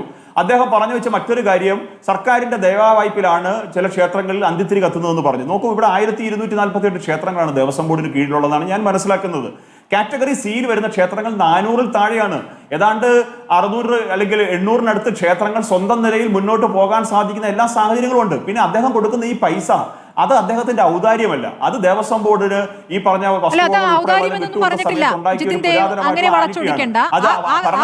കാര്യങ്ങളോട് യോജിക്കേണ്ടി വരും. കാരണം സർക്കാർ ക്ഷേത്രങ്ങളിൽ നിന്ന് പണം മോഷ്ടിക്കുന്നു, ഭണ്ഡാരപ്പെട്ടിയിൽ നിന്ന് മോഷ്ടിച്ചു കൊണ്ടുപോകുന്നു എന്ന വാദത്തിലാണ് മുഖ്യമന്ത്രി അക്കാര്യം വിശദീകരിച്ചത്. അത് നിങ്ങളുടെ വാദമായിരുന്നു. ഒരു മിനിറ്റ്, ഞാൻ മോഷണം എന്ന് പറയണ്ട, നിങ്ങൾ തുടർച്ചയായി പറഞ്ഞുകൊണ്ടിരിക്കുന്ന കാര്യമാണ് ജിതിൻ ദേവ്. അത് വ്യക്തിപരമായി എടുക്കണ്ട, BJP ആവർത്തിച്ചു പറഞ്ഞിരുന്ന കാര്യമാണ്. അല്ല, ഞാൻ എന്ന് പറയുമ്പോൾ BJPയുടെ പ്രതിനിധി അങ്ങ് ഉൾക്കൊള്ളുക. ഭാരതീയ ജനതാ പാർട്ടി ഒരു പ്രതിനിധി നിലയിൽ ഞാൻ മോഷണം എന്ന് പറഞ്ഞു. ഒരു ശബരിമല മണ്ഡലകാല മകരവിളക്ക് സീസൺ കഴിയുമ്പോൾ ഈ സർക്കാരിന് അല്ലെന്നുണ്ടെങ്കിൽ നമ്മളുടെ ഖജനാവിലേക്ക് വരുന്ന എത്രത്തോളം വരുമാനമുണ്ടെന്ന് അങ്ങ് പരിശോധിച്ചു. 3 ഇരട്ടി പൈസ വാങ്ങിച്ച് KSRTC സർവീസ് നടത്തുന്ന സ്ഥലമാണ് സ്മൃതി ശബരിമല. അപ്പൊ അതുകൊണ്ട് അതിനെ അങ്ങനെയൊന്നും പറയരുത്. ഇതൊക്കെ ചെയ്യാൻ സന്നദ്ധമാണ് എന്ന് കൊടുത്ത ഒരു ഉറപ്പ് കാലങ്ങളായിട്ട് ഇവിടെ ഉണ്ട്. ആർട്ടിക്കിൾ 290A ആണെന്നാണ് എൻ്റെ ഓർമ്മ. അതിനകത്ത് കൃത്യമായിട്ട് ഈ ദേവസ്വം ബോർഡിന്റെയും അതേപോലെ ക്ഷേത്രങ്ങളുടെ പരിപാലനത്തെ സംബന്ധിച്ചൊക്കെ കൃത്യമായിട്ട് ഭരണഘടനയിൽ എഴുതി വെച്ചിട്ടുണ്ട് സ്മൃതി. അപ്പൊ അതുകൊണ്ട് അതിനെ കണ്ണടച്ചിരുട്ടാക്കരുത്. രണ്ടാമതൊരു കാര്യം കൂടെ പറഞ്ഞ് ഞാൻ നിർത്തിക്കോളാം. ശ്രീ സണ്ണിയം കവിക്കാട്, അങ്ങൊരു വലിയ ആക്ടിവിസ്റ്റ് ആണ്, അങ്ങയുടെ നല്ല ബഹുമാനമുള്ള ഒരാളാണ്. പക്ഷേ അങ്ങ് ഇനിയെങ്കിലും ഈ ജാതീയമായിട്ട് സമൂഹത്തെ വേർതിരിക്കുന്നത് നിർത്തണം. അങ്ങ് പറഞ്ഞു വെച്ചത് എന്താണ്? ബ്രാഹ്മണര്, ദളിതര്, അങ്ങനൊന്നും പറയരുത്. ഇതിനകത്ത് എല്ലാ ഭക്തന്മാരും ഉണ്ട്. പൊലയ സമുദായത്തിൽ ജനിച്ച വിശ്വാസികളില്ലേ? ഹിന്ദു വിശ്വാസികളുണ്ട്. സിദ്ധന സമുദായത്തിലില്ലേ? സാംബോ സമുദായത്തിലില്ലേ? അല്ലാതെ ഇങ്ങനെ ഈ ജാതീയമായ തരംതിരിവ് നടത്തി സമൂഹത്തിൽ ഭിന്നിപ്പുണ്ടാക്കാൻ അങ്ങ് ശ്രമിക്കരുതൊരു അപേക്ഷയാണ് എന്റെ. അല്ലാതെ അങ്ങേക്ക് അങ്ങയുടെ ഞാൻ ആളല്ല. ജാതീയമായി ഇവിടെ ആരാണ് ആരെ വേർതിരിക്കാറ് എന്നുള്ളതും അല്ലല്ല, ഒരു ആക്ടിവിസ്റ്റായി അദ്ദേഹത്തിന് ഈ രംഗത്തേക്ക് ഈ രൂപത്തിൽ പ്രവർത്തിക്കേണ്ടി വന്ന സാഹചര്യം അതങ്ങ് എത്രത്തോളം പരിശോധിച്ചിട്ടുണ്ടെന്ന് നോക്കുക. എന്തുകൊണ്ടാണ് ഈ കാര്യങ്ങൾ പറയേണ്ടി വരുന്നത്? ഇവിടെ വേർതിരിവ് ഉണ്ടാകുമ്പോൾ വേർതിരിവ് മിണ്ടരുത് എന്നാണോ അങ്ങ് ഉദ്ദേശിക്കുന്നത്? അത് അനുഭവസ്ഥനാകുന്നതുകൊണ്ടാണ് അത്തരം കാര്യങ്ങൾ പറയുന്നത്. സ്മൃതി, ഈ രാജ്യം ഇപ്പോൾ വികസനത്തെ പറ്റി ചർച്ച ചെയ്യാണ്. 2030 ആവുന്ന സമയത്ത് നമുക്ക് ലോകത്തിലെ ഒരു സാമ്പത്തിക ശക്തിയായിട്ട് മാറണം സ്മൃതി. ഈ 140 കാണിക്കാൻ സാധിക്കും. ശരിയാണ്. നിങ്ങൾക്ക് വികസനത്തെ കുറിച്ച് പറയാം. തെരഞ്ഞെടുപ്പ് വരുമ്പോൾ താലിമാല ഇവിടത്തെ ഹിന്ദു സ്ത്രീകളിലെ താലിമാല തട്ടിക്കൊണ്ടുപോകുന്നവരാണ് മറുവിഭാഗം എന്ന് പറയാം. അല്ലാതെ വേറെയും വർഗീയ പ്രശ്നങ്ങൾ നടത്താം. അതൊക്കെ തെരഞ്ഞെടുപ്പ് കാലത്ത് മാത്രമാണ്, അല്ലാത്ത സമയം വികസനം പറയാം. നമുക്ക് ഇടവേളയ്ക്ക് ശേഷം തിരിച്ചെത്താം. അവസാനമായി ശ്രീ കവിക്കാട്, അങ്ങേക്ക് മറുപടി നൽകി നമുക്ക് ചർച്ച അവസാനിപ്പിക്കാം. 2 കാര്യങ്ങളാണ്. ഞാൻ ജാതി വിവേചനം ഉണ്ടാക്കുന്നു എന്നുള്ളതാണ് അദ്ദേഹം പറഞ്ഞൊരു കാര്യം. അദ്ദേഹത്തോട് ഞാൻ 2 ചോദ്യങ്ങൾ ചോദിക്കുകയാണ്. കൂടൽമാണിക്യ ക്ഷേത്രത്തിൽ ഈഴവൻ അവിടെ കഴകക്കാരനായി നിയമനം കിട്ടിയപ്പോൾ അവിടെ പൂജ മുടക്കിയത് അവിടുത്തെ തന്ത്രിമാരാണ്. ഇത് ഒരു വിവേചനമാണെന്ന് താങ്കൾ അംഗീകരിക്കുന്നുണ്ടോ? ഒരു ഈഴവനുള്ള അവകാശം ഇല്ലേ? അതോടെ തൊടാൻ മാത്രമേ അവകാശമുള്ളൂ. ഇത് ഞാനുണ്ടാക്കുന്ന വിവേചനമാണോ? ശബരിമലയിൽ തന്ത്രിയായിട്ട് അപേക്ഷ കൊടുക്കുമ്പോൾ ഈഴവൻ അപേക്ഷ കൊടുത്തപ്പോൾ മലയാളി ബ്രാഹ്മണനല്ലാത്തതുകൊണ്ട് അപേക്ഷ നിരസിച്ചിരിക്കുന്നു എന്ന് പറഞ്ഞത് ദേവസ്വം ബോർഡാണ്. ഇതിനകത്തൊരു വിവേചനം ഉണ്ടെന്ന് ഞാൻ പറയുമ്പോൾ ഞാനാണോ ആ വിവേചനം ഉണ്ടാക്കിയത്? യാഥാർത്ഥ്യബോധത്തോടുകൂടി കാര്യങ്ങൾ കാണണം. ഇവിടെ വിവേചനങ്ങൾ നിലവിലുണ്ട്. നിലവിലുള്ളിടത്തോളം കാലം എന്നെപ്പോലെയുള്ള ആൾക്കാർ അത് പറയും, സമൂഹത്തോട് പറയും, പറഞ്ഞേ പറ്റൂ. ആ ദൗത്യം മാത്രമാണ് ഞാൻ നടന്നത്. ഇതിനകത്ത് ഒരു കാര്യം പറഞ്ഞു, യോഗി ആദിത്യനാഥിനെ ക്ഷണിച്ച സംഘമാണ് ഇന്നലെ നടന്നത്. യോഗി എന്താണ് അവിടെ ചെയ്യുന്നത് കേരളത്തിൽ എല്ലാവർക്കും നന്നായിട്ട് അറിയാം. അതുകൊണ്ട് പിണറായി വിജയന് സംഭവിച്ച അപജയത്തിന്റെ ആഴം ആ ഒരൊറ്റ ക്ഷണപത്രത്തിൽ നിന്ന് വായിച്ചെടുക്കാൻ കഴിയുമെന്ന് പറയാം. അത് ആൾക്കാർ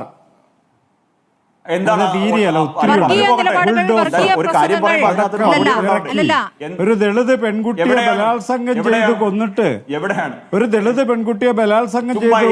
രാഖി രാമാനം അതിന്റെ ശവം കത്തിച്ച നാടാണ് UP. ഭരിക്കുന്ന സമയത്ത് അതാണ് പറയുന്നത്. ചുമ്മാ അങ്ങനെ അങ്ങനെയല്ല. ഇതൊക്കെ നമ്മൾ രാജ്യം പലതവണ ചർച്ച ചെയ്തതാണല്ലോ. നമുക്ക് സമയമില്ലാത്തതുകൊണ്ടാണ്. അതുകൊണ്ട് യോഗി ആദിത്യനാഥിനെ ക്ഷണിച്ച് അദ്ദേഹത്തിന്റെ സന്ദേശം വായിച്ചത് ഇതൊക്കെ കേരളം വിലയിരുത്തുന്നുണ്ട്. ശരി, നമ്മുടെ സമയം കഴിഞ്ഞുകൊണ്ടാണ്. നമുക്ക് അടുത്ത ദിവസം നിങ്ങളുടെ സംഗമം എത്രത്തോളം വിജയമാകുമെന്ന് ചർച്ച ചെയ്യാം. ശ്രീ ജിതിൻ ദേവ്, സമയം കഴിഞ്ഞുകൊണ്ടാണ്. വളരെ നന്ദി. VS Jithin Dev, M Jayachandran, George Podippara, Shri Sunny M Kappikkad ചർച്ചയിൽ പങ്കെടുത്തതിന്.